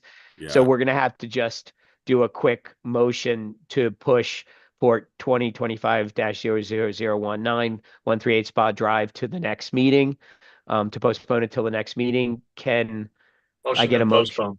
All right, thank you, Mr. McCop. Can I get a second? All right, Mr. Second. Lerner. All right, all those in favor of the motion to postpone Port 2025-00019. Yes, Mr. McCott. Oh, just Oh, I yeah, voted. Yeah, I'm sorry. I'm voting, Port man. 2025-138 Spa Drive. Please state aye or yes. Aye. Aye. Yes. All right, good. That's unanimous. Thank you very much. Let's move to the next one. All right. This is the city one, so we'll probably have a bunch of people come in. Next item of agenda is Port 2026-00003. So that's 4 zeros. 3. And it's 109 Duke of Gloucester Street, of course, St. Mary's Parish. Can we bring anyone and everyone involved with that in? Why don't we sign everyone in if you have video? In my opinion, I could be wrong, and Carrie, you can correct me, but if you're a city employee and you only have audio or you have some comments, I believe it to be the truth because that's your job. I don't know if, but I will defer to Carrie whether, like, does every one of those people have to be sworn in as well? Yes or no? Well, we have cameras anyway, but I'm just curious. Yeah, I would have everyone testifying Okay. on something sworn in. You got it. Okay. All right. So, anyone planning on testifying in any capacity, please raise your right hand, and I'm going to go ahead and swear you in. All right. You do solemnly swear or affirm under penalty of perjury that the testimony you are about to give to the Port Wardens is the whole truth and nothing but the truth.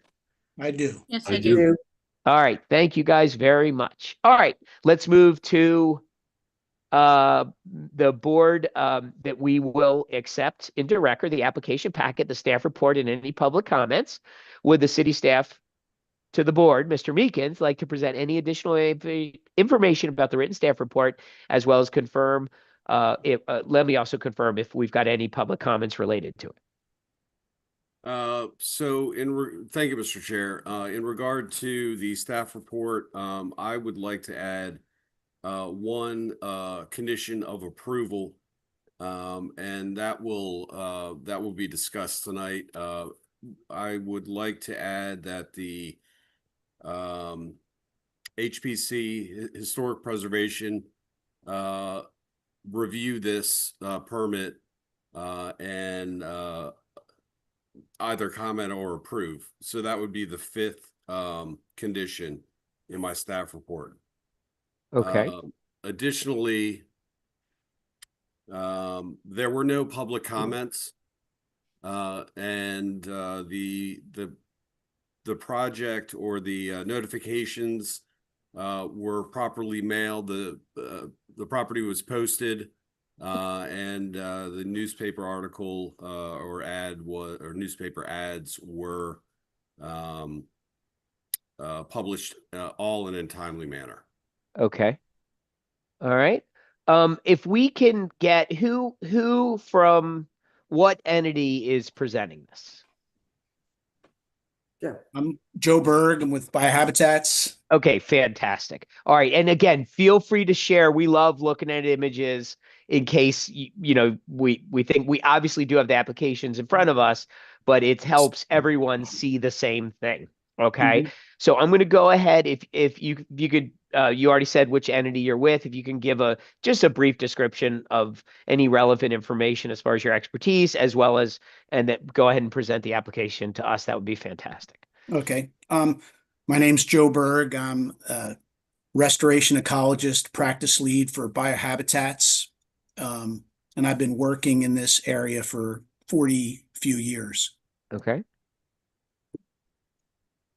And I have my coworker, Brian, who's controlling the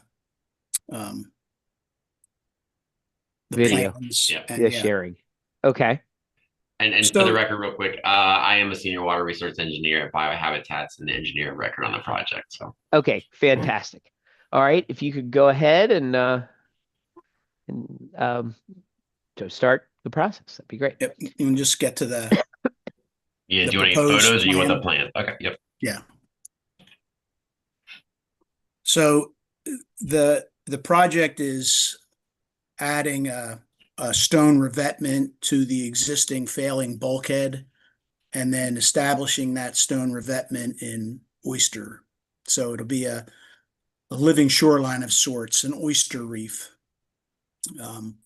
And the stone will support the existing bulkhead. So we're not planning to remove the existing bulkhead because of the environmental impacts of that and the historic seawall that it lies behind it. There's risk of damaging that.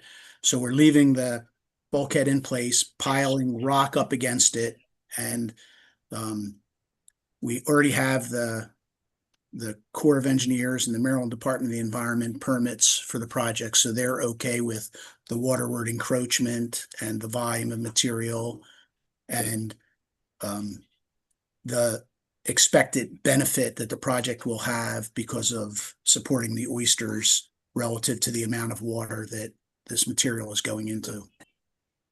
Okay.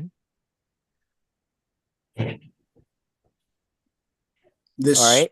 This project was not the first design approach. A prior approach was to encroach 60-foot waterward with a living shoreline, filling the water with sand and rock, which wasn't really feasible. Okay. What, if I may ask, what's the horizontal distance from the bulkhead? I'm looking at what you're presenting, you know, so what is that horizontal distance to that oyster spat set rectangular that's at the end, just out of curiosity? It varies a little bit, but at Okay. maximum it's 25 feet. 25 feet. So it's, and then, and the impact on the depth compared to what it was currently, what is the impact to the top, give or take? Obviously, there's a little bit of that 1,600-pound foot soldier, and then of course the spats in front of it. What is the height of that, the increase versus what was presently the current mean low water? Okay. So let's see. I have to, again, it's going to depend on the location because the existing grade varies. Okay. So you're looking at, depending at the deepest, I think it's going to be about, well, the change is going to be about 18 inches. Let me put it that Okay. way. It's going to, Okay, good. It's going to change at 18 inches. That's the height of that matrix wave brush feature at the Okay. back. Okay. All right. So let me get back to my normal order of questioning. Is there any other parts you guys want to present at this point, Ryan or Joe? I don't know, Joe, do you want to, we can show some photos of the conditions of the bulkhead Yeah, over the that's last few years. sure. Okay. I can run through this real quick. So this is, I have a couple different stages through here just to kind of show how things have started to like progressively get worse over the last 2-3 years, actually, since January 2023. It's kind of hard to see, but you can see here it's starting to bow.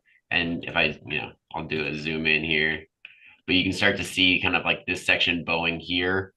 That was back 3 years ago. We move in a little bit closer, you can kind of see.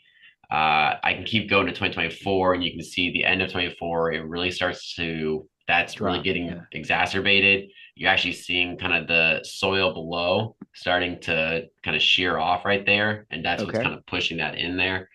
It also is happening in another location as well. Do I have that one as well? Yeah. No, that's in 2026. I'll show it in there. And the current bulkhead has tiebacks that go in back. They're tied back in, they go kind of above the historic seawall is kind of how that's done. And so essentially what you're seeing here, what I've got some photos from, this is from back in 25 of where the tiebacks that were corroding away and breaking off. And so that's, you're seeing the kind of one of the main causes for that failing. You might need to zoom in a little bit. Oh, well, okay.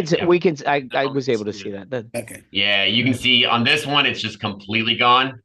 You can see here, you can see it broken, and this one you can see this is the condition that a significant majority of them are in, where you can see it's not quite broken, but they're all getting there.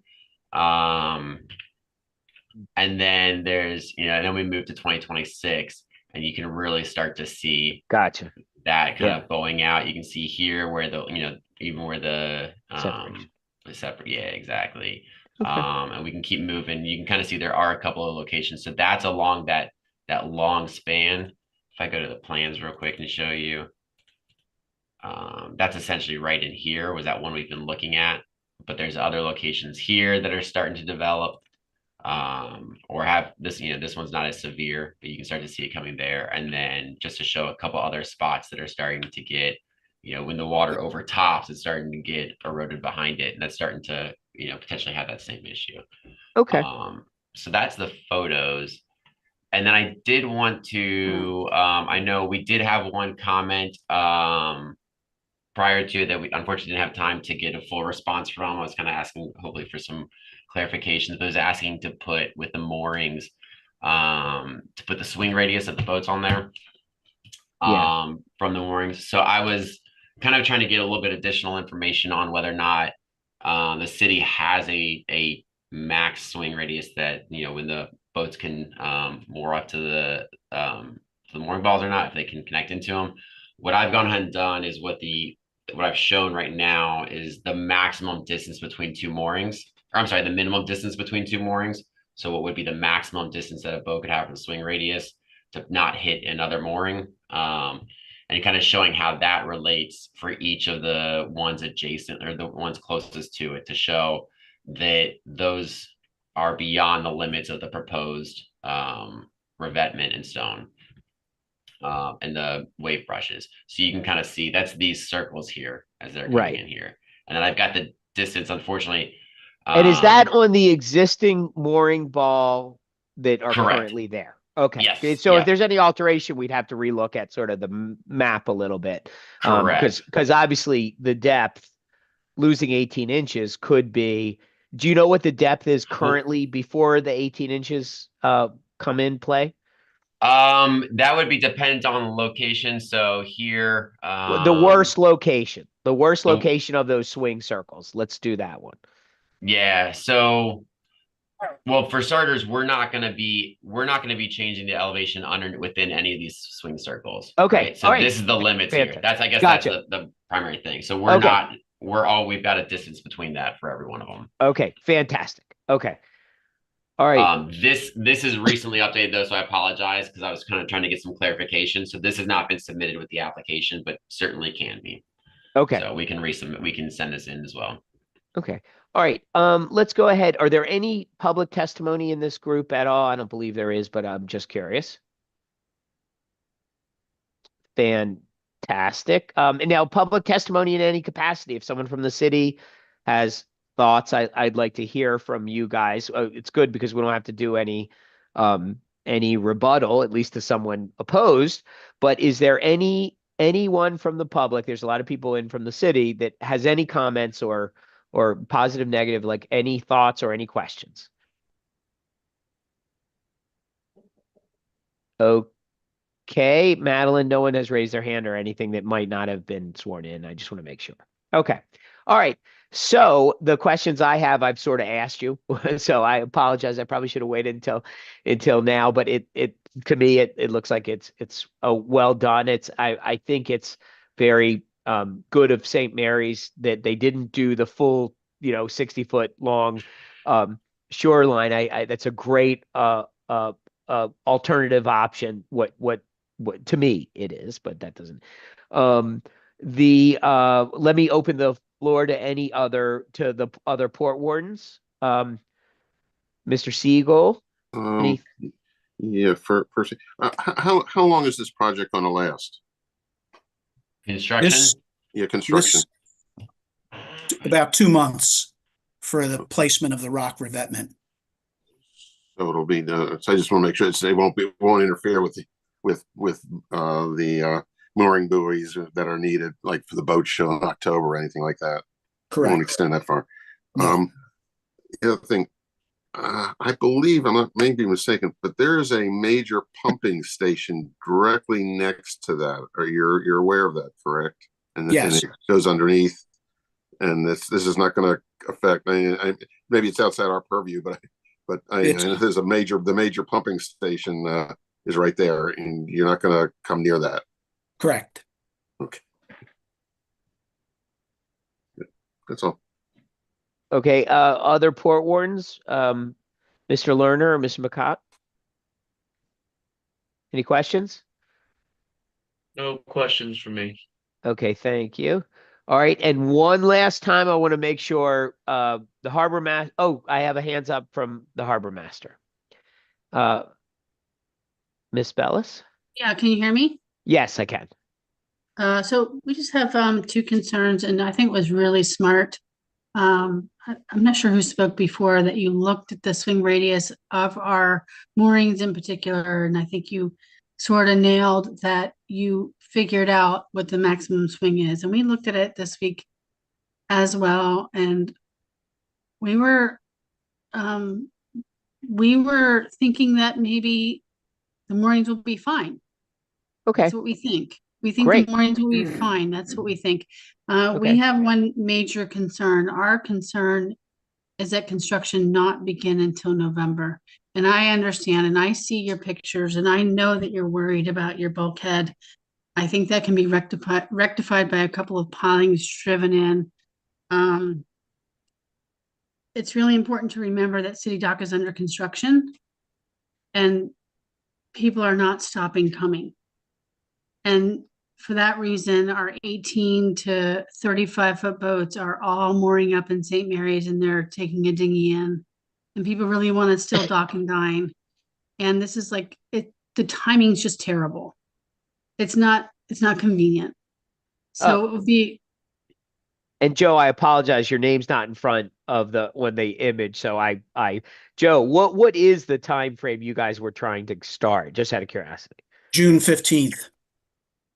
Wow. Okay. Yeah, we have the contractor lined up, and we're putting 500 bushels of oyster spat, oyster shell on the rock, and the company that puts raises the oyster and exposes the shell to the spat, is already under contract to do this, and they can't do it based just on a date. They have to do it is it based driven by the health of the oysters? Let me ask Correct. you that. Okay, Yes. that's all right. The one other thing, Mr. Meekins, what was that condition that you recommended with the Historic Preservation Commission? Was that something? Yeah, Can you bring that back up? So I know, I believe Mr. Tower is somewhere out there, and I don't know if he wants to speak. And there he is. He popped on. So my condition was that Historic Preservation review the application and comment on it or approve. But maybe Mr. Tower would indulge us for a couple minutes to describe what the from the preservation standpoint, what is actually behind the existing bulkhead now. Well, what we have behind the bulkhead is the oldest seawall in the country. Did anyone know that? Yeah. Built by you did, Joe. Yes. So you've heard me say it before. It was built by Charles Carroll. Started before the Revolution and ended during the Revolution. And it's currently buried. So HPC is very focused on bringing elements of the seawall into public view so that it can be recognized. It has been buried for, oh my goodness, almost 45 years since the bulkhead was installed.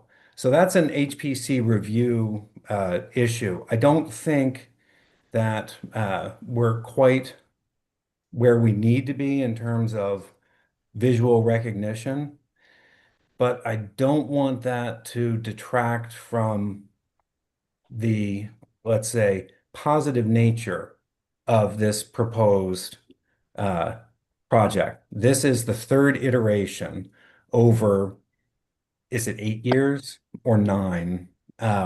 This has been going on for quite some time, and this is by far the best design. So we have an inboard uh, concern because we want to make sure that people understand that, especially in this year of the 250th anniversary of our country, that a signer of the Declaration of Independence built Annapolis's first seawall, that it should be clearly in sight from the bridge and recognizable in some fashion, possibly bringing pieces of the seawall up above grade and having those visible. But otherwise, I'm very much hoping that this moves forward. I have one question for you, Joe, and because I'm not sure about this, and I think it's important. Have you submitted for critical area review? Um, no, I think we were filling that paperwork out as recently as this week. Brian, do you have any update on that? Sorry, I was muted. No, you basically you got there. So by code, HPC is the last review. You really do need your critical area review before you come to HPC. How quickly do you think that can be accomplished? Considering the existing conditions, I'd say 1 week. Okay. Well, I'm going to cross my fingers. Yeah, ditto. Okay. Very good. And that's really what I had to say. I hope that we can come to a solution about raising the visibility of the Annapolis's first and most important seawall. And other than that, I hope that this is a great success. Thank All you. right. Mr. Tower, just out of curiosity, and again, this is not, I'm just, does HPC and or whatever institution or entity have the funds to raise that Oh no, original? I'm literally talking about going below ground a foot or two wherever the blocks are and just bringing them up because landscaping is planned. Is that discussed with the contractors from St. Mary's? Or no, not yet. It's been discussed quite a bit. Okay. Okay, great. Okay. I mean, there are different solutions on the table and in the application, and I'm putting another one out there. Okay. Yeah, All right. and Mr. Tower, I believe the chairman was actually wondering if the uh entire bulkhead would be lifted up, and I think it's my understanding that it would just be a small portion. Right, enough to create a visual representation. The other thing to keep in mind is that the seawall didn't go the full length of the shoreline. Okay. The seawall really went from it goes. You can still see it. For those who are curious, the seawall is visible at the base of Duke of Gloucester Street. Now, considering that it's had virtually no maintenance, it's pretty remarkable. Okay. It's still intact. It looks great. And we're just hoping to get some visual representation that's strong with this. But do next time you're walking over the Spa Creek Bridge, take a look. It's right there. Okay. Very cool. Do any other port wardens, do you have questions? This will be a hat trick of conditional if would be if we end up going. I do want to be conscious of tight deadlines. I definitely do understand where the harbor master is coming from, but because this is the third design and it has that so much of it is there for the purpose of sort of the oyster spats, and it's sort of what makes this shortened, abbreviated sort of length. It makes it possible. And if we were to have to postpone this entire process, it pushes it very close to the June element. Again, we might have to modify and adjust related to the desire to do it in November, but we can't throw oysters in if they're not going to survive, or the spats in if they're not going to survive in that sort of time frame, or if it doesn't make sense, in my opinion, to do that. But that's just my opinion. Let me go ahead. Are there any other questions? Any other public? Excuse me, guys. Any other public comments before we close the public hearing? Beth, you still have a hand up. Was that from the prior? Probably. Or do you have Yeah, oh gosh, I just wanted to say, if they won't wait till November, if we decide they can't wait till November, they want to bring a barge in, and then that like makes so we can't utilize most of that field. Is there any way to minimize this impact? Because I'm not worried about money. I'm worried about service. Like Right. the public wants to come to City Dock still. And there's a lot of pushback and a lot of political pressure about providing opportunity. And so taking that away is a little worse than maybe some people realize. Joe, what is the construction time frame of the hopeful or projected? Could start as soon as June 15th. Right, and last and until extend 2 months, 8 weeks. Wow. Okay. Which is the height of our summer. Now we are doing other projects that have summertime, elements that, have been approved because they're city projects, which we're doing in the middle of summer. So, and again, which in some ways further limits elements, but we have made decisions that do impact the public that do get done in the summer. I mean, but when is Tucker starting? I June? originally heard May, but now I'm hearing a different number, and I don't Okay. know. Yeah, I mean, no, right. my concern is too, like if you transit around this area, I don't want this customer base to go and like I'm not going there anymore because it's too much. I don't want to lose a customer base, which probably Right. doesn't matter But from a government it would standpoint. only impact those four. How many mooring balls are on? I can't remember. How many mooring balls are along the bulkhead? 6. Six. So Six they're of them putting a barge in the middle of it.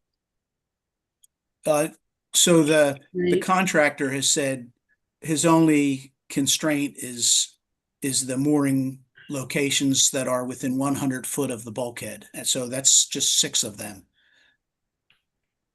And Okay. they've also asked to put a barge in the middle of the mooring field as well. Is that not right? Correct. That's not correct. Okay. They have a request in to put a material barge out towards the Severn, and I don't know what the disposition of that is. That's not something that he went through us with. That's Towards the Severn, but up in that area. yes, on the Okay, far there's really no area. I mean, it's that tight alleyway that one of the tightest alleyways there is. Running out basically from South Annapolis Yachting Center to the bridge. So I don't know. It's further out And they were towards thinking the about Severn. the South Anchorage, which they were thinking about the South Anchorage, if I understand one of those emails. Yeah, that I would say is our main anchorage. And let me ask you this: are they going to need to remove those 6 mooring balls to be able to position their elements, and who's responsible for that? No, they won't need to move them. They are just concerned that if there were boats moored there, They would impede the right. They it would would get in be the an way. issue with potential damage. Yeah. Gotcha. Um,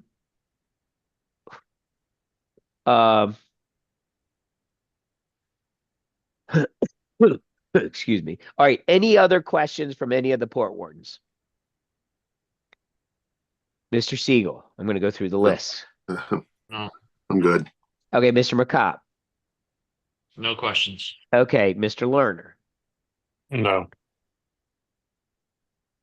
Okay. I'm going to go ahead and declare the public hearing on port 2026-0003, 109 Duke, closed.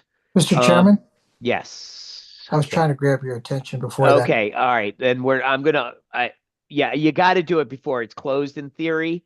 So I'm sorry, I didn't see any hands up or anything like that, but then again, I didn't see the whole screen because it was already shared. Let me go ahead. I'll reclose it. Mr. Thorpe, please. Sorry, I had to duck out for the Annapolis City Marina effort. Is there a public hearing on the St. Mary's mooring field, or is this considered to be the public hearing to move the St. Mary's mooring field? That's not what we're talking about. This is a bulkhead owned by You're the still at the parish. bulkhead. Okay, Yeah. I'm sorry. I was Yeah. away. I thought you'd shifted to the mooring field. No, Thank you, no. Beth. It Appreciate it. has a little impact on the use of the mooring field, which is actually part of 1520, which is the public recreation purpose. So that's a little bit of an issue prior to that being brought up by that most of the rest of this. But let's wait till we get into the deliberations. Is there any other public comment or I don't know anything about oyster spats, but is there any reason why this can't be done and then the oysters be put in 6-8 months later and not have to be done immediately? Yeah, I think the company that does it out of Hooper's Island, Blue Oyster, has a narrow window for when you really have optimum spat set and then grow out. So they can't really like set on the shell and just let it sit around for a long period of time. They want to let it set on the shell, which happens at their facility, at their hatchery, and then deploy them so that they're in the water. But is there a sequence? I understand we're worried about the health of the bulkhead, but is there a sequence with which they can do, because we're really losing the space because of the construction material, right? The barges and or the crane and all that stuff. Is there any way that can be done next spring or late winter, and then the spats get brought in at the optimal time that company says? Because I assume they won't need the barges and the full. So I could be wrong though. I'm not in the It's spat construction 500, world. 500 bushel is a bunch, but that would, by building it next year, that would push us more than a year out. It wouldn't just be delaying until November. It would be delaying until, next year, this time next year. Why? Okay. Well, it'd just be when you would put the oysters down, right? You could still build the shoreline. If you Yes. And in theory, all Beth is asking that it just gets done post the harbor master. You know what I mean by Beth? Yeah. Sorry. She's just requesting that we don't lose, that we being the city, and again, 15-16-30 does talk about public for recreational purposes. If it were done in November, quite frankly, maybe just after boat show, that's only pushing it 2.5 months or 3 That's months. pushing it through the hurricane season, which is a big risk. If the bulkhead fails, I'm a Florida boy. Last time I checked, hurricane season ends around October, or maybe it's now been pushed to November 1. But I'm saying that the bulkhead would be in a frail condition during hurricane season because we wouldn't be placing the rock until the fall after that. So I hear you. I also think that we could strategically place like 2 pilings. So the contractor that we've talked to, Wes Mathal, who does a lot of work in the area, said you couldn't put pilings in there because the pilings that are already there have broken. So you'd have to use steel poles, and it would be not something that's going to be like we could just call him up and say, come out and put in these steel pilings. We'd have to get a permit to do that. And we already have a permit to rebuild this. So it's a lot of change for 6 mooring locations. Okay. It's not my understanding that it would only be 6 moorings. Well, that's all we're talking about. It's the mooring could still be done at the other mooring locations, just not within 100 foot of the existing bulkhead. And there's only 6 mooring locations within 100 foot of the bulkhead. You know, I think in the photographs that Brian showed, you saw the cavity forming behind the bulkhead. I saw it. All my team has already taken all Yeah. their own pictures, and the we have historic Yeah. seawall that is behind that, and there's only 10 foot of fill between the back of the bulkhead and the front of the historic seawall. We're already losing that fill.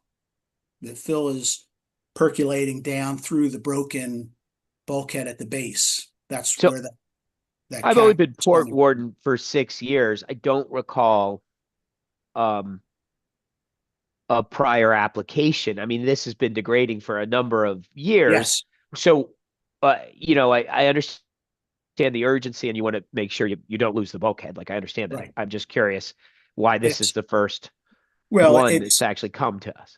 it's a If sort it's of a that sad urgent. story, and I'll give you the cartoon version of it. The last design that went 60 foot waterward, which I'm sure wouldn't have been a well-received application, Right. was funded by the DNR to the tune of $1 million. And when the designer came up with the construction cost estimate, it was $4 million. So they were let go, and the church lost the $1 million funding. So now the church is in a situation where they're so concerned about this bulkhead continuing to rotate out and becoming a pollution hazard that they're paying for this work out of their own pocket. Okay. So it's a really serious from the Chesapeake Bay, Maryland Department of the Environment concern with the loss of all that soil. Plus, then,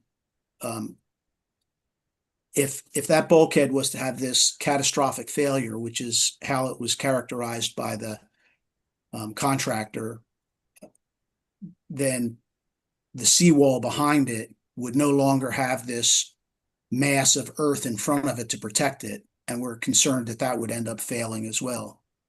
So there's a lot of a lot of what ifs weighing on the timing of this, and we were trying to get this built earlier, but it's just one thing after the other has come up. And Right. When were these set of plans started, if I may ask? Brian, do you have an idea? Sorry, I mean, started as in like the first iteration Yeah, of the them. first iteration of this from the other one that failed with ended up being too costly. We started pulling our design together. It's probably been about 2 years since Okay. since we started Okay. with All going right. through like MDE permitting and core permitting and Gotcha. to get to here. HPC permitting. Yeah.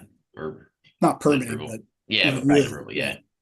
Okay. All right. I'm gonna now. Are there any other comments before we really officially close? I What? understand what the harbor master is saying about people staying interested in boating and coming into Annapolis. And it's not about revenue, but are you paying for the 6 mooring balls that won't be used for 2 months? Absolutely. Okay. Yeah, we've had that conversation with the church, and they've agreed that would be sort of the least they could do.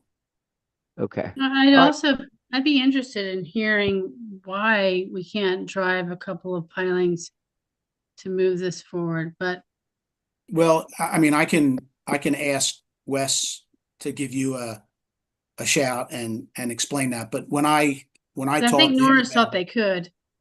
I think Norris thought they could, but it's okay. All right. Okay. I'm going to go ahead. Is there any other comments I want to before I close public comments? Anybody in here who's been sworn in or part of this? Okay. I'm not seeing any, so I'll enter. No, I'm sorry. I declare the public hearing for Port 2026-0003, 1092 Gloucester, St. Mary's, closed. So, and obviously we have to discuss it as port wardens, and it unfortunately, I do understand the need and the desire to get this moving, and we don't want it to certainly collapse or cause any type of pollution or further damage, right? I love that you guys, and what I say doesn't matter. I think it's great that you guys designed it in the way that it eventually came out. We do have a couple little things, okay? 15, 16, 20, whether placement, erection, or construction of structures or other barriers in city waters renders navigation close or confined. I think there's a little bit of that in our busiest season, right? Our busiest season that has a little sort of problem, okay? So that's 16, 20. And again, it does talk about the construction phase. I'm not concerned about how it's substantially lasting and elements. I think it's great, again, design. Whether the proposed barrier, water pollution, impair marine life, that's an interesting that flips both ways. That's 15, 16, 20 as well. If we don't get to it quick enough, it could eventually be a challenge. Here's one of the big things, okay? And this is the city council, Thorpe, Mr. Alderman Thorpe. I know you weren't on it when they did this, but the city went out of their way to expand 15, 16, 20, and whether a proposed structure or barrier impedes navigable access by the public to the harbor lines from any point or public property or easement area established for the benefit of public that includes shoreline, notwithstanding developable waterway areas. Sort of crosses into that, and that again was altered by the city about public access. So if you consider the mooring balls and access to them, that's an issue. There's no effect on wildlife, although pollution's mentioned in 15, 16, 30. The big thing is a 15, 16, 30C, the effect of proposed use on riparian property rights or property owners and access by the public for recreation. Okay, that got added in the last 6 years by or I think it was about 5 years ago, by the city council. So I want to discuss it with the port wardens, and I need you guys to engage, okay? Where statutorily do you feel and no matter what, I want to put the condition for Mr. Tower or the HPC that they also, but that originally I just thought would be a conditional. But there may be some elements of the timing of this that we take a risk for the sake of the public access, which again has been a big driving factor from that has been sort of, again, because we're sort of we use Title 15 as our guiding light in the decisions we're making. So what do you guys, Mr. Siegel? Yeah. Interesting. I see this sort of in the same light that occurred when we were building the Hillman garage, in that, it impacted a lot of the businesses in their busiest time during the summer. It was originally they wanted to. It started in the summer, went through one winter, and hit 2 summers, and there was a lot of discussion about it. And in the end, they said, "Listen, we got to do it. Here's the time when it's scheduled. Delaying isn't going to help much." I think the preponderance of evidence here is this needs to get done. It will affect the mooring buoys a little bit in our busiest season, but I think, in my opinion, the preponderance of evidence indicates this needs to get done. Let it get done. It's going to be 2 months. Okay, it's going to happen. And I understand the other position, but to delay it, what are we really doing? It's going to affect the city at some point, at some time, whenever it's done. So my thinking is let's just move it forward and get it done. It's only 2 months. Okay. And if it's in the busy season, that's so be it. All right, thank you, Mr. McCott. Just trying to pull up the Title 15 on the public access. And Robert, you said something like the sentence was like from the shoreline public access from the shoreline to the harbor line. Is that what you read? Yeah, the public, the established for the benefit of the public that includes shoreline, notwithstanding developable waterways areas. Okay. I mean, I don't see like there's not a lot of public access from St. Mary's to the water at that with that bulkhead. No, There's no, I agree with that, you but I know, sort of look at I the understand how you, yeah, right. I just don't agree with it, I guess. Well, the Um, beginning of that says whether the proposed structure or barrier impedes navigable access by the public, yeah, which means will the boaters attempting to use it, the moorings and or the barge, sort of be in the way at the worst time. But I hear what you're saying, and yeah, maybe yeah, that's not the best one. The other one, which is 151630, that talks the effective proposed use of riparian property owners and access by public for recreational purposes, which yeah, again is, I mean, the whole reason why we got the funding by Maryland DNR for the mooring balls was we have to give, we're supposed to be providing to. I'm just throwing that from what I understand yeah, about that. So, yeah. all right, any Well, other thoughts? Yeah, I mean, I saw the pictures from '04, '05, '06, Yeah, and that is stark and scary at how fast it's both I, I, failing. I yeah, So I agree with you all on that, that I think there's a significant urgency in right. showing that up. Okay, and Mr. Lerner? I agree with what Jonathan just said. I also agree with what you said earlier that we've let the city do projects in peak season, and so why should we not let a project like this go through? Um, but I also am concerned about already what's taking place and not having access to those mooring balls. Because projects that say they take 2 months are not going to take 2 months. Every project I've ever heard of goes over the estimate, right? So it's essentially the summer that those mooring balls in that field won't be usable. And so that concerns me. I still don't understand why it can't be built in November and then put the oysters down next June or next spring. Um, but that's kind of where I am. Okay. All right. We have uh I think we have the ability, Carrie can correct me, to use different parts of Title 15. My biggest concern is a pollution occurring from a major event, like literally the failed bulkhead, right? Mhm. The not only the cost would be dramatically higher, the time to actually restore it would be dramatically higher. And there would be continued damage. That to me might override a little bit of some of the other Title 15 elements that could again be perceived as cutting into what the public has access to. I agree, but then is that really Yeah. fair? Like, because it took this long to come up with an idea, or is that our fault, or is that the reason Well, to negate Title 15? it doesn't negate it because there's some of these Title 15 refer to sort of both in that the public access, but then there's also Right, potential issue with pollution, right? right. So it's sort of competing if a major negative event occurred and we have the failure that might be pending. It seemed Mr. Siegel, Mr. McCobb sort of pointed out that it might be something that needs to be addressed sooner than later. Um, uh, that's one of my sort of thoughts. And again, this is why we're deliberating. No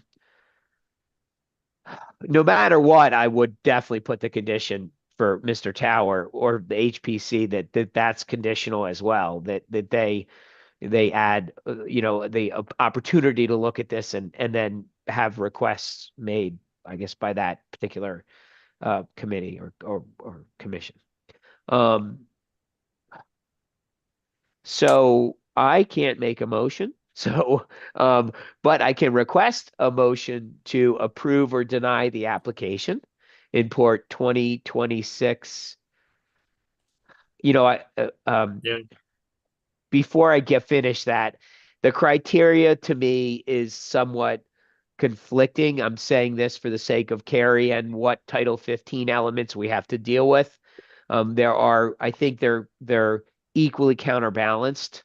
We have the concern about the use of the space and the access to the public, but I do think there's a potential future serious element, and I agree the pictures sort of show it, that we could have a problem with a major pollution situation or erosion situation. So anyway, I would like to entertain a motion to approve or deny the application in port 2026-0003 109 Duke of Gloucester. I'll make the, I'll go ahead and make the motion to approve. Okay, I'll and second. do we want, wait a second, can we add the condition for Mr. Siegel? Can you redo No, it with the condition? I don't want to add any conditions. Or about HPC? Okay. I want to go ahead and make the motion because, and the reasoning is if there's an issue, if something occurs, they have they're going to be liable if something goes wrong. Right. They have insurance. They have things that they're going to, somebody's going to, there are going to be lawsuits if something goes wrong. So I don't think it's up to us to make a So the motion condition. as you just described it stands with no condition. Mr. McCop, are you still seconding that? Yeah, I'll second it. Reason being, I thought also planning and zoning was adding that HPC condition. Is Mike, that correct, Mr. Meekins? Yeah, that's correct. There Okay. There are 5 conditions. Number 1 is a grading permit is potentially required. Number 2 is a buffer management plan is required. 3 is critical area commission approval is required. 4, the associated maritime permit will require review and approval by the harbor master. Number 5 is HPC review and approval. Okay. So All right. just like to say, I think the plan is great. I support the plan. I support it, but I have big concerns about the use of the waterway and where the barge is going to be placed and the use of that field. Okay, so but I understand and I see the same pictures that you see, and I think that that you can definitely see where it's eroded over the last few years. Okay. All right. So we have a motion. We have a second. We've discussed the P and Z has discussed what they need. So I will let's go ahead and all those in favor of motion to approve or decline application port 2026 0003 109 Duke of Gloucester. Please state aye or yes if you approve. Aye. Right. Okay. All those that decline, please state no. Oh, I'm going to say no. I do agree. And again, the title to me, which are presented to us by the city council, is sort of conflicting here. I certainly don't want anything catastrophic to happen in any way, shape, or form, but I also do feel like this could be pushed a month or two. You've already risked 2 years of planning to push this. And I know we want to get started. I do agree with Mr. Lerner that there is a way it can get pushed a few months to hopefully the week after boat show. So maybe it'll even happen in October, late October. Yes, we may have to have the spats put in at a slightly different time frame, but I think it can be done such a way that we can handle some of the other conflicting parts of Title 15.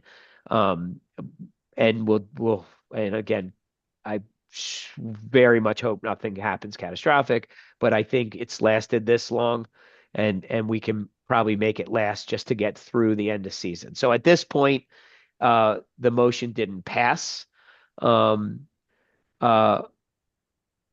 So thank everyone involved.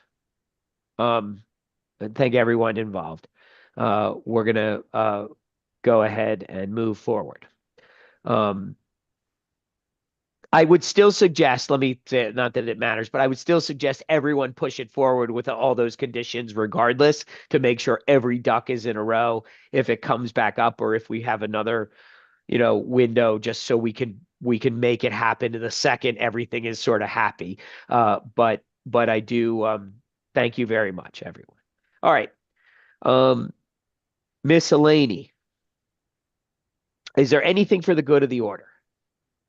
I'd like to thank Jonathan for his services for us, and if we are going to adjourn, I'd like him to make the motion to adjourn. That would for the be last great. I time. will definitely pass the gavel to him. Just letting everyone that's know great. next regular Thanks, meeting everybody.